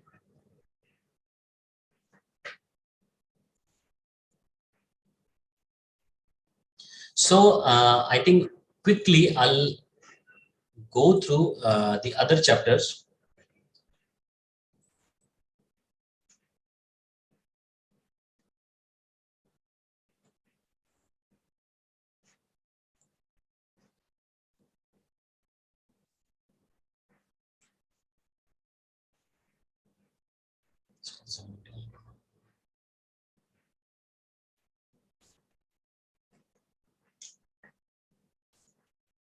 See, we don't have much time. I thought that salinity is also an equally important topic, and I also have good expertise, so I thought let me take it for appreciable span of time. So in soil organic matter, it's a very small chapter given in even fundamentals of soil sciences. At the same time, in other books, like you can see in Introductory Soil Sciences by Dr. D.K. Das. So nothing much is given, but it contributes at least 3-4 good questions will come from this chapter. So in initial pages, no, nothing much is to read. You just go through once and just tick mark if you feel something is important. Then these compositions, non-humic substances, how much it is there, humic substances, how much is the fraction, you have to memorize this. At the same time, size, how we define it, it is important. Organic metal level, factors of soil formation. This equation you should always remember. Who gave this, when, and then CLPV, CLORPT, we say it. So most advanced level soil formation equation are there because these dots are there. So it will be asked to you that how many factors are there in the soil formation equation. So we answer 1, 2, 3, 4, 5, but it is not that. It is n number of factors are there. Dots are there. You cannot define based on only these factors. These are the major factors, active and passive. But there are some other factors also which will impact soil formation. So you have to remember that there are indefinite or n number of factors are there. So different kinds of organic matters, decomposable and resistant. So you also called it as labile fraction sometimes, or resistant factor as recalcitrant fraction. Decomposable factors, these are easy to decompose, and the years, months have been given here. In resistant, this you just see resistant or recalcitrant, we call it. There are two pools, active and slow pool. Slow pool is also passive pool. So active pool is a labile pool, slow pool is also a labile pool, but there are different kinds of organic matters, and their decomposition time is given. So you can just go through this. You can make some your own table like this, and you can see passive pool is humus. It takes 2000. Since humus is most decomposed part, it takes again for decomposition 2000 years. So you just memorize this. What is passive pool, what is labile pool, resistant contains what, then metabolic liter, then structural liter, how many years it takes. Nowadays these concepts are very popular. Then humic substances. This is a very favorite topic of the question setters, where from many questions will come. So what is the color of these humic substances? So it is the most decomposed part, and it will be mostly dark color, black color, brown color, yellow color. So what are the fractions? 3 basic fractions are there: fulvic acid, humic acid, and humin. And properties of all these are asked. The way I told you, for salt affected soils, you make saline alkali, saline alkali, pH, EC, and all that. You make a table for this. There is a table for this also in this chapter, but you can make your own table. What are the properties? Fulvic acid, the humic acid, and then humin. So chemical nature of this. Sometimes this question comes. Humic substances contain phenol, quinone, and aromatic carboxylic acid. What are the functional groups? O, NS, like this. So you should read carboxylic acids are there, quinones are there, phenols are there, aromatic carboxylic acids are there. So these are often asked in the examination. The functional groups are also asked. What are the functional groups of the humic substances? So carboxylic is there, phenolic. So it will be asked, which of the following are the functional groups of the humic substances? Carboxyl, it will be written as O, then O, benzene ring, phenolic, hydroxyl, amino, quinones. If all are there, you tick all of the above. If only one is there, then you just find it out. So this is very, very important. Here, see, the fulvic acid are more acidic and more hydrophilic. They have affinity to water, unlike HA, which are aromatic and hydrophobic in nature, water repelling. So these are the things in the table you can make: fulvic acid, humic acid, hydrophilic, hydrophobic, water repelling, water loving, water repelling, more acidic, less acidic, less aromatic, more aromatic. Like that, you just write it. So straight away going to this table, this is very important table. So here humic acid, fulvic acid. So C how much is the concentration HNSO, total acidity. So these figures will be definitely asked. The acidity of total acidity of the folic acid is 700 to 1400 centimole per kg. Even carboxylic, how much is the carboxylic? 500 to 1100. And phenolic, how much it is? E4 by E6. This is very, very important, and you should, it is an indicator of aromaticity. Folic acid is less aromatic, so it is, at some wavelength, we have to find out what is that wavelength, 460 or 660, both wavelengths are there. So if it is 3 to 5, it means phenolic, humic substances are there. If it is fulvic acid, then 6 to 9. So more aromaticity will be there in humic acid, and less aromaticity, aromatic compounds will be lesser in the fulvic acid. So these values, so you just always remember humic acid will have lower E4 by E6 ratio compared to fulvic acid, and you should definitely remember the values. Here see low concentration, high concentration, these are the things which are elaborately given, but I think you need not to worry much. Here molecular weight of folic acid will be lesser compared to molecular weight of humic acid. More molecular weight will be there. So you make a big table where molecular weight, acidity, hydrophilic, hydrophobic, water level, water repellency, you write everything, elemental composition. So if somebody asks you about humic acid, fulvic acid, and even humin you can add, wherever information is available, you can dig out and complete that table. This part is very, very crucial for ARS mains examination. Many times fractionation scheme of the humic substances you can be asked. So what you do is in ARS examinations or other examination where lengthy questions have to be chalked down or written, you put it in a tabular form or maybe in a schematics, the way here it is given. You put it there rather than writing soil contains and we have to reflux with methanol and then it will give residues and soluble non-mixable. No, you write soil and then reflux with methanol and then two parts, one is soluble, one is non-soluble residue, extract with alkali, then soluble fraction, and insoluble is humin. So you can remember that insoluble in alkali is humin, then treatment with dilute acid. Acid soluble is fulvic acid, acid insoluble is humic acid. So acid soluble fraction and alkali soluble fraction is folic acid. Acid insoluble is humic and insoluble in both is humin. So these are the different questions that will be asked, and this fractionation scheme you have to remember. The table, whatever we have done in more elaborate way, it is given here, total acidity, how much it is. And sometimes, this question was asked to me, how you determine the acidity of the humic substances. So BaOH titration in non-aqueous organic solvent under inert atmosphere.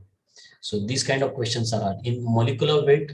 You just see molecular weight of folic acid is lesser, and then molecular weight of the humic acids are more. So details are given. What are the functional groups we have discussed there? How you characterize it? See here how you determine all this. For example, if IR spectroscopy, COOH, phenolic, alcoholic, then amine, all these are characterized by infrared spectroscopy. So you should know that IR spectroscopy is used to characterize humic acid and fulvic acid.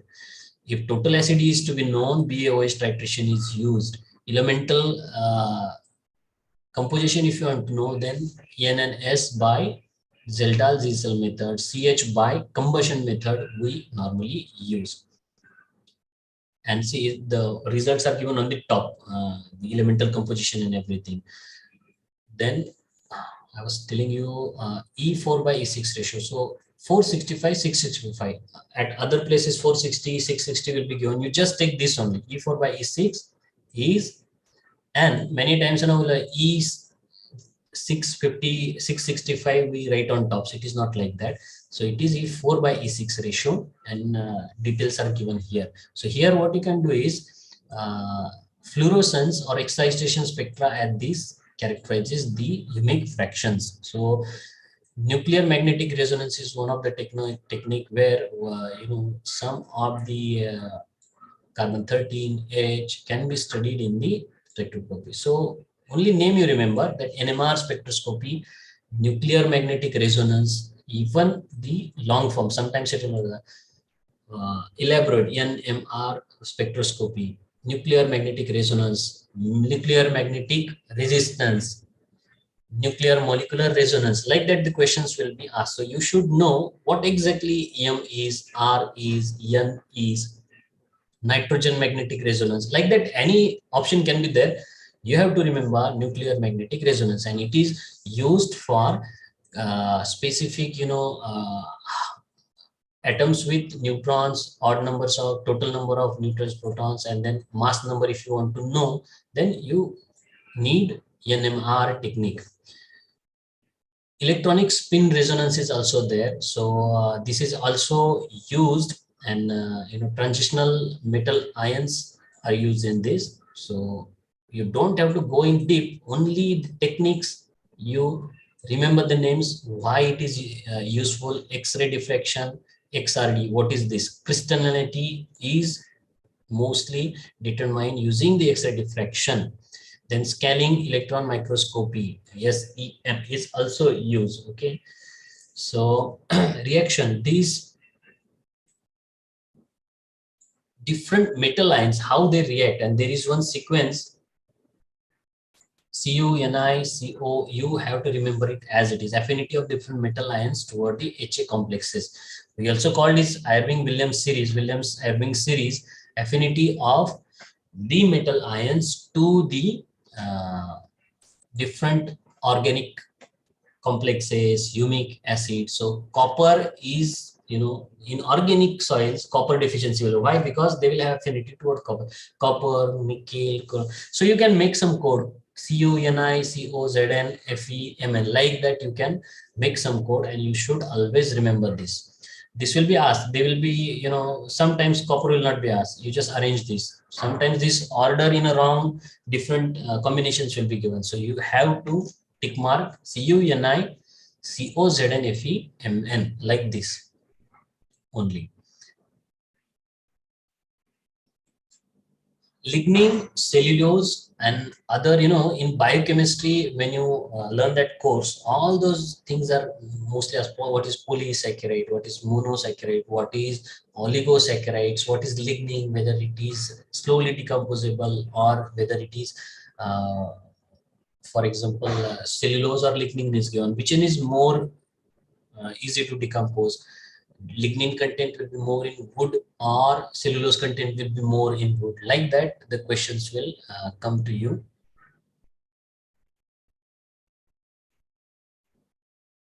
And further, after this, some elaborative management practices like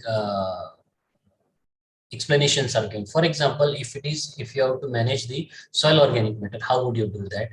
Then organic matter, then nitrogen fixing rhizobacterium, azotobacter, azospirillum, use of that, then addition of farmyard manure. These are the ones. Compost you can use here. Most importantly, these are used for, in mains type of questions. From these, the multiple choice questions will be very, very lesser. So you can target areas like this: thermophilic, mesophilic, what is it? Sanitization, thermophilic is required, decomposition. Thermophiles are what? Mesophiles are what is the temperature range thermophile survives? Mesophile, what is the temperature range? Mesophilic will be mostly asked. So what is that temperature range during which vermicomposting you should do? What is excreta or casting? Then what are the different species of earthworms that are prevalent? Indian one, then from the other Eosinoph foetida is there. So you will be asked this kind of questions.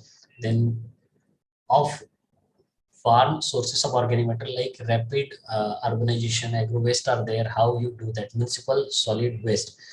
So if you have time, what you can do is municipal solid waste and all. You just get a comprehensive idea what this municipal solid waste is, what will be the composition of it, because they may contain some of the contaminants. So how sometimes you will be asked, so what are the contaminants in this?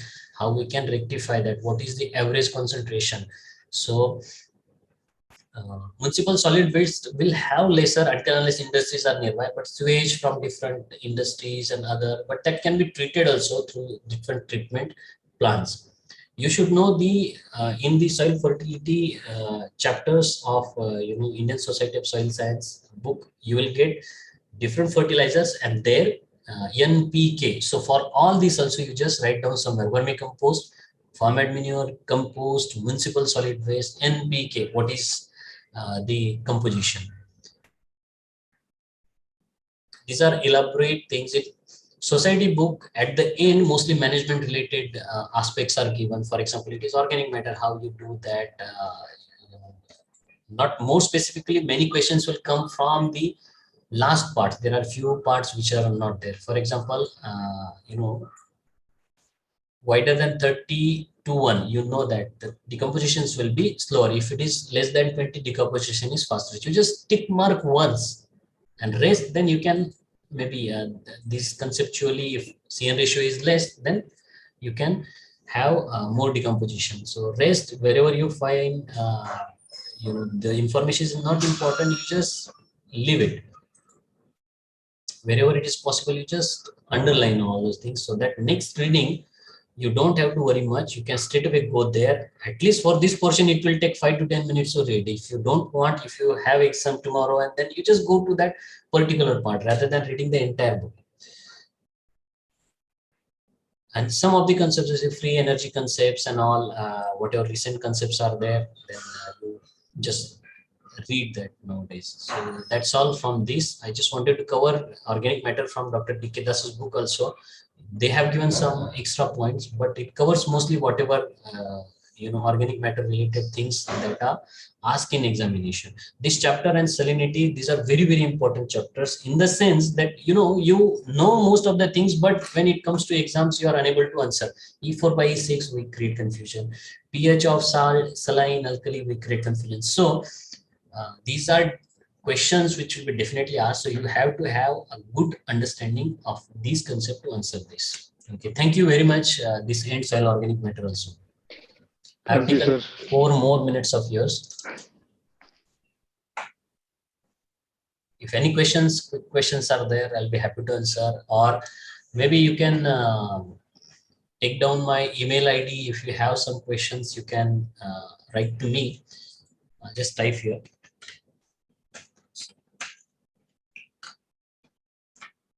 gopal.soil@gmail.com or 959516731. It is my number. Nowadays, actually, because of paucity of time, I'm relatively less available. But a few months back, I was very active. We had a group, but nowadays I'm not getting much time. That's why I have reduced my presence on that. But still, you just drop it. Nowadays I have many requests, but still I'm unable to answer. So once things are okay, maybe after March, I'm planning to revive everything. So I'll be getting in touch with you all. Wherever possible, some queries are there, I'll try to answer, maybe not immediately on the same day, at least maybe after 5 days, 10 days, whenever I have some time. And if quick questions are there, then it can be easily answered.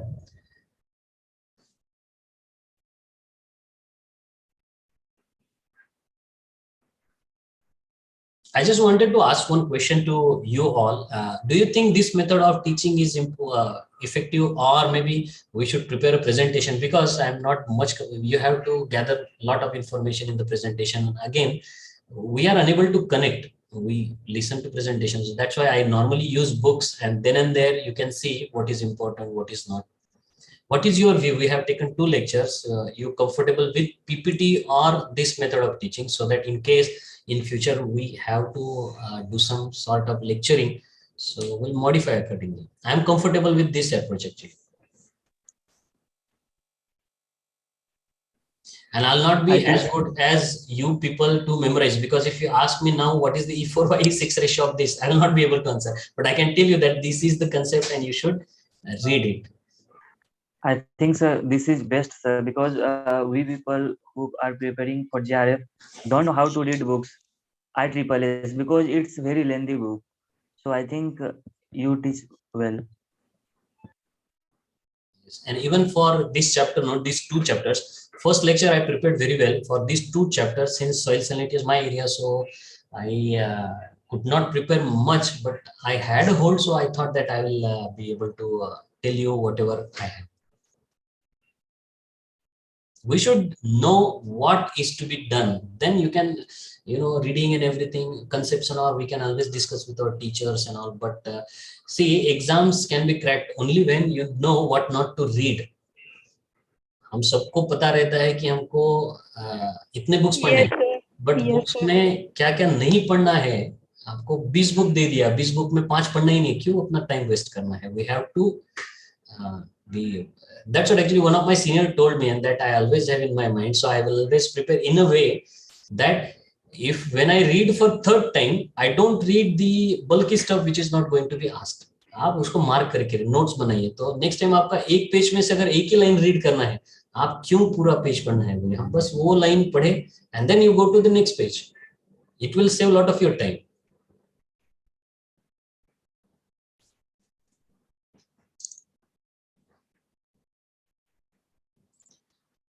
बताइएगा in future if sir, Dr. Shetty sir and Suman, if you have any requirements, maybe I'll be available in future also. Excuse me, sir. Yeah. Sir, every chapter of ISSS is important for JRF. Yeah, some chapters only. हाँ, ये बहुत important चीज है. इसमें ना सारे chapter पढ़ने की जरूरत नहीं है. इसमें आप कभी बताइएगा. I used to tell in one of my lectures where बहुत ब्रॉड सेंस में हमें बताना है कि what to read from a book and what not to read. So if I quote example, एक मैं चैप्टर का वो ये भी दिखाता था, जैसे मैंने ये दिखाया है. सो सॉइल टिलेज है, मान लीजिए सॉइल टिलेज में 10-15 पेज का है, इलेबोरेट है, तो उसमें बहुत पिन पॉइंट आपको निकालना है. सॉइल टिलेज का क्या डेफिनेशन होता है, कंजर्वेशन एग्रीकल्चर क्या होता है, प्राइमरी टिलेज क्या होता है, क्या होता है रिड्यूस्ड ये क्या होता है, मल्चिंग क्या है. ये सिंपल किसने कंजर्वेशन एग्रीकल्चर ये दिया, जेथरो ने क्या दिया.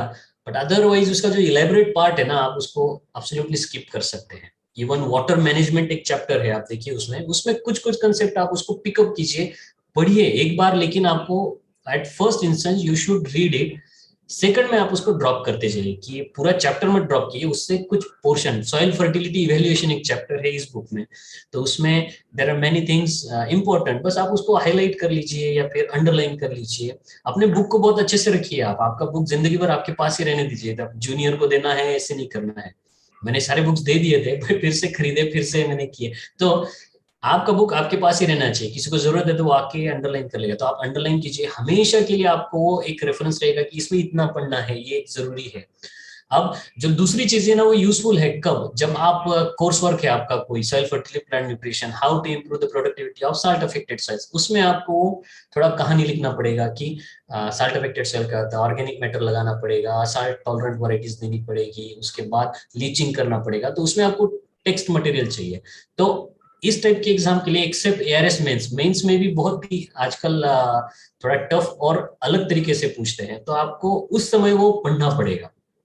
बट एट दिस जेआरएफ के लिए absolutely you can skip portion. तो आपको सेव करना है टाइम और आपको फोकस्ड रहना है कि क्या क्या पढ़ना है. अगर आप टिक मार्क नहीं करेंगे या फिर नोट्स नहीं निकालेंगे तो आपका बहुत समय जाएगा. एक इनकी बुक फंडामेंटल की बुक पढ़ने में आपको, पहला बुक पढ़ने में 1.5-2 महीना आपको लग जाएगा पढ़ते पढ़ते हैं. फिर सेकंड टाइम आप रियलाइज करेंगे कि ठीक है, आप नेक्स्ट टाइम आपको 15 दिन में आप उसका रिवीजन कर सकते हैं.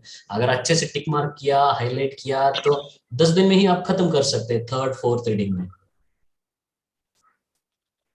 सर, जैसे ISSS का 2012 का एडिशन है और 2015 का एडिशन है, तो कौन सा एडिशन बेस्ट रहेगा प्रिपरेशन के लिए? आप क्या कीजिए, आप अभी का एडिशन पढ़िए बहुत अच्छे से, बट जो पुराना एडिशन है, रिसेंट एडिशन आप पढ़ा कीजिए. बट लाइब्रेरी में जाके ना, आपका पुराना देखो, ब्राउन कलर का एक पुराना एडिशन होता है, 2000 मैं जब पढ़ रहा था उस समय 2010-7 ऐसे टाइप का होगा, तो उसमें केमिस्ट्री के चैप्टर दिए हैं जो अभी ओमिट कर दिए हैं, राइट। सो वो चैप्टर आपको कहीं नहीं मिलेंगे, बट जेआरएफ में वो हमेशा पूछा जाता है कि थर्मोडायनेमिक्स क्या है, अलग अलग इक्वेशंस क्या है, छोटी छोटी चीजें हैं, इमल्शन क्या है, बहुत कुछ दिया है उसमें। तो आप जो बचे चैप्टर्स है जो वहां से आप पिकअप कर सकते हैं कि चलो या तो फिर जेरोक्स मार लीजिए लाइब्रेरी से कहीं से, या फिर स्कैन कर लीजिए, फिर उनको आप वहां से पढ़िए। तो मोस्ट रिसेंट बुक आप ये यूज कीजिए, केमिस्ट्री रिलेटेड चैप्टर थोड़ा वहां से लीजिए। और ये बुक रिवाइज्ड है, कुछ पार्ट ओमिट किया है chemistry related, but otherwise most of the things are common and additional, so most recent आप यूज कीजिए। सर 2012 का है मेरे पास, तो 2015 खरीदना पड़ेगा या फिर चल जाएगा मुझसे? नहीं है, मुझे लगता है कि आप 12 और 15 में बहुत डिफरेंस नहीं होगा, आप कभी चेक कर लीजिए, क्योंकि ना 1000-1200 का बुक है। तो अगर कोई कोई चैप्टर आप देख लीजिए कि कोई चैप्टर एक्स्ट्रा है क्या, तो वो एक्स्ट्रा चैप्टर पढ़ लीजिए। आप देख लीजिए कि पेजेस चेक करके किस पोर्शन में कौन सा ज्यादा है, तो उस पोर्शन का आप अलग से स्टडी करके नोट्स निकाल लीजिए। बहुत ओल्ड जो ब्राउन कलर बुक था वो और आज इसमें बहुत डिफरेंस है। और सर जैसे कि ये बहुत ज़्यादा लेंदी बुक है और हमारे पास टाइम बहुत कम है अभी जेआरएफ के लिए, तो हम लोग सोच रहे थे कि एक डेडिकेटेड लेक्चर होता है इस पे कि कौन सा टॉपिक अगर इसे ज़्यादा इंपॉर्टेंट रहेगा या फिर कौन सा चैप्टर इसे स्किप कर सकते हैं, दूसरा बुक से पढ़ सकते हैं, तो वो ज़्यादा बेटर होता, थोड़ा हेल्पफुल होता हम लोग के लिए। हाँ ठीक है, कोऑर्डिनेट कर सकते हैं हम। आप ऑर्गेनाइजर्स को मैं भी रिक्वेस्ट करूंगा, इनकेस अगर एक घंटे का ऐसा लेक्चर चाहिए तो हम at a suitable time whenever रहेगा हम लोग एक करेंगे कि डीके दास का बुक इसमें क्या क्या पढ़ना है, कौन से आप स्किप कर सकते हैं, फंडामेंटल्स ऑफ सॉइल साइंसेस में क्या क्या पढ़ सकते हैं, कौन कौन से चैप्टर। सो बस किसमें क्या क्या पढ़ना है वो भी हम लोग अगर चॉकआउट कर पाए, आप लोग नोट डाउन भी कर लिया उस समय, तो हो जाएगा, एक करेंगे हम, मेरे तरफ से कोई प्रॉब्लम नहीं है। Yes sir, thank you sir. Sir, can you suggest an objective book for SRF for NET exam? I have published a book. I book can actually. recommend that only. Sir, I suggest, sir. Actually, sir, you don't suggest. There are 2-3 books. One of my friend, उसका भी book है, तो professor Jaishankar Telangana university से है। और मैंने भी क्या किया था, सी माय कंसेप्ट वाज, में नॉर्मली क्या होता है, देखिए जब आप सॉइल साइंस की बात करेंगे तो IRI वगैरह में जाएंगे तो एक पर्टिकुलर से बंगाल से स्टूडेंट तो बहुत अच्छा पढ़ते हैं, तो उनका डोमिनेंस ज्यादा रहता है। तो समटाइम्स क्या होता है, शेयरिंग ऑफ मटेरियल एक दिक्कत होता है। वी डेफिनेटली डू कि इतना ओपन सिस्टम नहीं है अभी भी कि जैसे आई वुड वांट कि मेरे स्टेट के स्टूडेंट आगे जाए आप जितना। तो मैंने क्या किया था, जब मैं गया तो मेरे लिए बहुत चैलेंजिंग था। maybe after 1989 I was the first Maharashtrian student to do PhD there। तो मैंने क्या किया, जब मैं जेआरएफ दे रहा था SRF, तब से मैंने सारे क्वेश्चन मेमोरी बेस सब लिखता था। मैं अभी भी जब आप स्टूडेंट भी देंगे मुझको तो मैं अपने पास रखता हूँ हमेशा, किसी के पास नहीं मिलेंगे लेकिन मेरे पास at least I will try to do. But जब स्टूडेंट पूछते थे तो मैं उनको शेयर करता था। देन आई थॉट कि शेयर करने के बाद है ना, एक वो कभी कोई जेरोक्स मार लेता है, कभी छूट जाता है, फेंक देता है, तो why not to publish a book? Then I worked on 8 months and then मैं एक book publish किया, soil science at a glance। Yes, yes, sir. मैं हूँ, मेरा एक दोस्त जूनियर है आशीष, और एक कलीग है कपिल चौबे, तो तीनों का मिलके है। 3rd एडिशन भी उसका आएगा फ्यूचर में, और I have plans to write one liners book in soil sciences. So देखिए बहुत सारी इसमें क्या होता है, जैसे ये बुक मैं आपको पढ़ा रहा हूँ, आप इतना पढ़ेंगे तो क्या करना है, इस बुक से अलग अलग बुक से या फिर मेरी अंडरस्टैंडिंग से कि एक सिंगल 1 और 2 लाइंस क्या क्या है, कैसे एकदम जिस्ट की जैसे नोट्स को ही निकालता है उस टाइप का बुक पब्लिश करने का है। लेकिन because of positive of time अभी I am unable to do. मैं एक्चुअली इसलिए बोल रहा था आपको, अगर लेक्चर्स वगैरह करने तो मार्च में कीजिएगा। मैं I am moving to USA on 29th of March for 9 months। so उस बाद थोड़ा अवेलेबिलिटी कम हो जाएगी, इंटरनेट और इससे रहेगा, लेकिन मैं 1 महीना अभी भी हूँ यहाँ पर इंडिया में। सो आई रिक्वेस्ट अगर आप लोगों को करना है तो कीजिए, और मैं वहां जाके मेरा दिमाग में मैं थोड़ा बुक लिखूंगा वहां पे। So maybe after in 2023 you will find some one liner book, 2 liners book। शुरुआत किया है मैंने, बट इसको टाइम लगता है। आई टुक ऑब्जेक्टिव के लिए 8 महीने लग गए थे मुझे लिखते लिखते, सब कुछ था मेरे पास फिर भी। It's a nice book, लेकिन sir, it's a nice book, sir. आपको पढ़ने में मजा आएगा, वो बहुत अच्छा लगेगा आपको, लगेगा कि हर मैंने चीज। उसको थोड़ा 2-3 बार बनाया भी है question, some correction you required sir, I हाँ सजेस्ट यू। आपको बताइए आई, क्योंकि ना जब एक पर्सन बनाता है तो उसमें ना कुछ ना कुछ छूट जाएगा। आप इतने लोग देखेंगे, आप मुझे करेक्शन भेजिए, विल डू दैट। सब बुक में कुछ ना कुछ रहता है, I sure sir. Appreciate that. आप ईमेल कर सकते हैं मुझको, हम एडिट करेंगे उसको। उसमें There's a वो nice compilation of the sir. At the end, sir, nice compilation of the table, sir. हाँ लास्ट में मैं बार बार आपको फोकस करता हूँ ना कि आप टेबल बनाए, मैंने ही वो पूरे बना के सोचा कि आपको रेडीमेड दूँ तो जर्नल, केमिकल फॉर्मूला सब कुछ उसमें है तो। Everything in here, sir. और कुछ डालना है उसमें, फॉर्मूलाज डालना है, गैपोन्स इक्वेशन ये वो नहीं डाला है, तो उसको और अपडेट करेंगे फ्यूचर में। आप लोग को वैसे मैं अपील करूंगा, बिकॉज आप लोग अभी एग्जाम लिखेंगे, उसके बाद आप लोग करंट अभी चल रहे हैं, मेरा तो कोई ऐसा कनेक्शन नहीं कि मैं एग्जाम लिखूंगा वगैरह, तो आप लोग जब भी आपके पास कोई मेमोरी बेस्ड क्वेश्चंस आता है तो आप मुझसे शेयर कर सकते हैं। व्हाई? बिकॉज अदरवाइज वो आपके पास ही रह जाता है। मैं हमेशा रिक्वेस्ट करता हूँ सब स्टूडेंट को कि जिस दिन एग्जाम होता है आपका, आप आइए, घर पे बैठिए, एक रात भर सोइए, दूसरे दिन चाय वाय पीजिए, पूरे बुक सामने रख के जस्ट स्कैन द बुक, और जो जो आपको याद आ रहा है वो मेमोरी बेस्ड आप लिखिए, 3-4 दोस्त मिलके। हम ये कभी नहीं करते हैं, मेरा एग्जाम खत्म हो गया बस सब देखा जाएगा दूसरों को करना है करे, लेकिन आपको आपके आने वाले लोगों के लिए भी सोचना है। जैसे फिर मेरे पास बहुत ऐसे, मैंने जूनियर से पीएयू इधर उधर जितने भी लोग थे जिनको रिक्वेस्ट किया कि आपके पास है, जैसे मैं आपको पढ़ा रहा हूँ तो आप टर्न कंट्रीब्यूट कर सकते हैं, वो एक सिंगल कंपाइलेशन होके स्टूडेंट्स के लिए वो फायदा होगा। तो आप लोग हमेशा कीजिए, आपके पास है आप लोग के पास रखिए। आप अगर कंफर्टेबल नहीं शेयर करना चाहते तो कोई प्रॉब्लम नहीं, लेकिन एटलीस्ट आपके पास रखिए, आपके जूनियर को दीजिए आने वाले समय में। नहीं तो हम भी जब पढ़ाई करते हैं तो हमारे पास भी होता है ना कि मुझे कोई दे दे रेडी की 10 क्वेश्चन पेपर दे दे which I can read. So we expect same में आपके जूनियर के लिए भी आप लोगों को थोड़ा सोचना है। I would appreciate. आपका एग्जाम कब है JRF? Please at that time, sir. लेकिन there is from the 2 years it's to be late after August it will be. Okay okay, normally June में होता है, तो मई जून के आसपास होता है। Okay From 2 years it will be late, sir. It was the late. After the August it will be happens. ये बहुत बढ़िया सब्जेक्ट है, मैं इसलिए हाईलाइट करता हूँ कि सॉइल साइंस एक स्टैटिक एंड डायनेमिक सब्जेक्ट है। तो Yes, sir. आप जो अब पढ़ रहे हैं वो एमएससी में पढ़ेंगे, पीएचडी में करेंगे, एआरएस में पढ़ेंगे, जिंदगी भर पढ़ेंगे। सो समटाइम्स क्या होता है, एग्रीकल्चर केमिकल्स पढ़ने वाला सॉइल साइंस में आता है, फिर मेट्रोलॉजी उधर चला जाता है, तो उसको सब लिंक टूट जाता है। आप आज से पढ़ना चलेंगे तो हमेशा वो आपको पढ़ाई काम आएगी, इसलिए आप फोकस रहेंगे तो आपको फायदा होगा। Okay, sir. Anyone have any question? Please ask to the sir or not.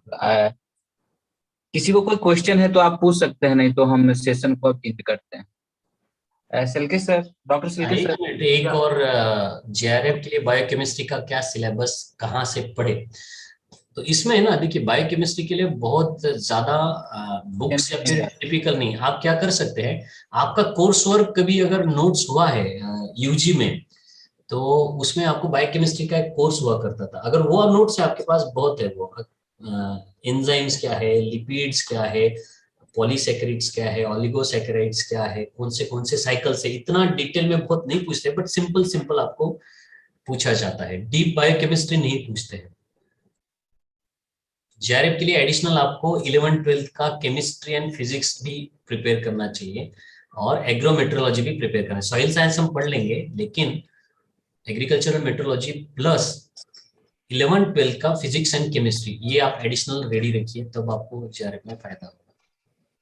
I hope most of the students जहां अभी है वो जेआरएफ के लिए प्रिपेयर करेंगे, एसआरएफ के लिए? बहुत है सर, कुछ मिक्स्ड है। ओके, मिक्स्ड है। That's all from my side. I think Suman Kumar, there are no any questions in chat box, and sir has already cleared all the queries from the student. On behalf of the course director,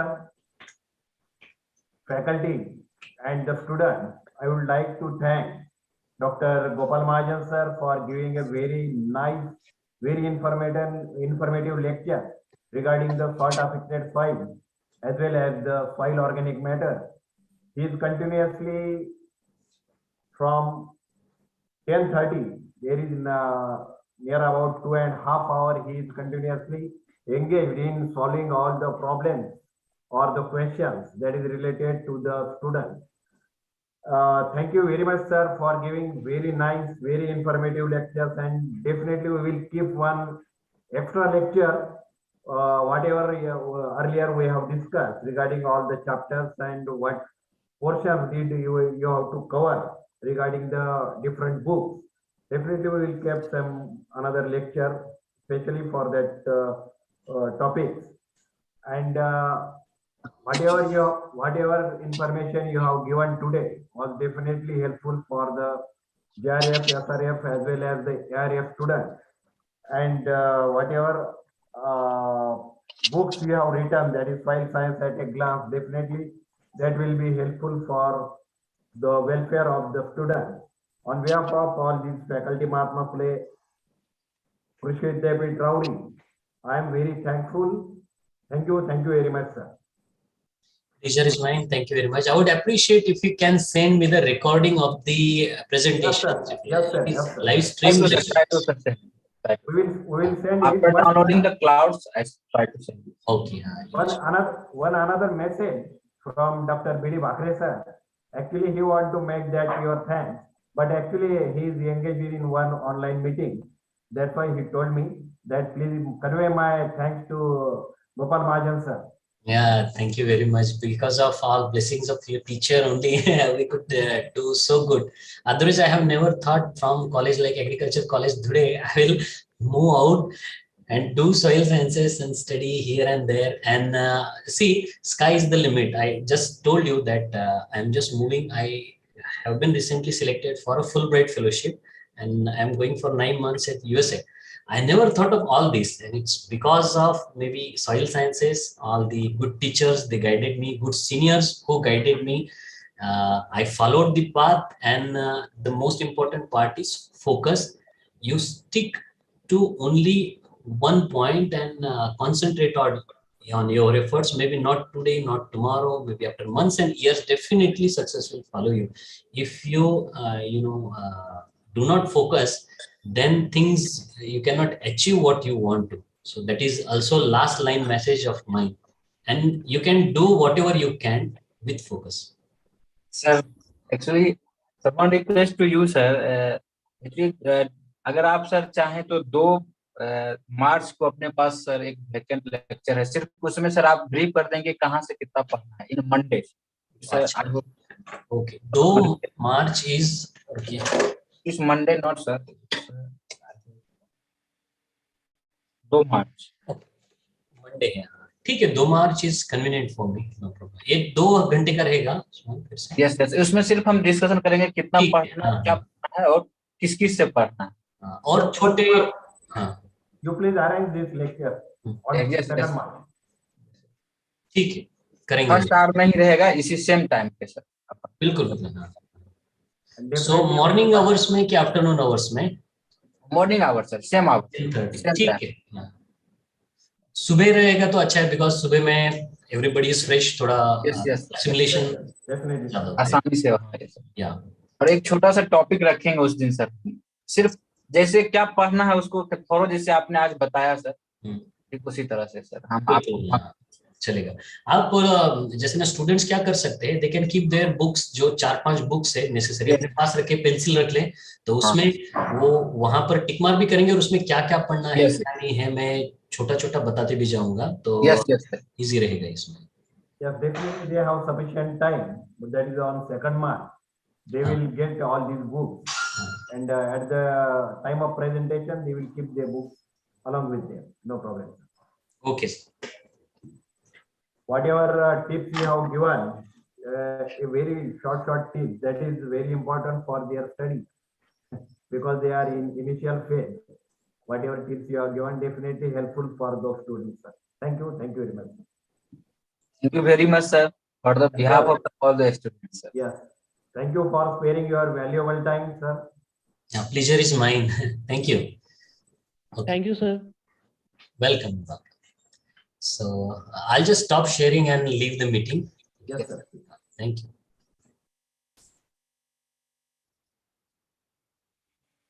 Can I end the meeting, sir? Yes, yes, please. Thank you. Also, you inform by message about the afternoon meeting to all the students. Okay, sir. Now, afternoon, Abhi day, sir, take the lecture, the rest of the soil techniques. Please join the at 2:30. It's at 2:30. Okay, is it 2:30? Yes, yes, sir. It's at 2:30. Okay, okay. I request all the students to please join at 2:30 p.m. today. Whatever lecture that is every day has remained. Only half hour, half an Only hour. half hour or 45 minutes lecture. Okay, okay. You end.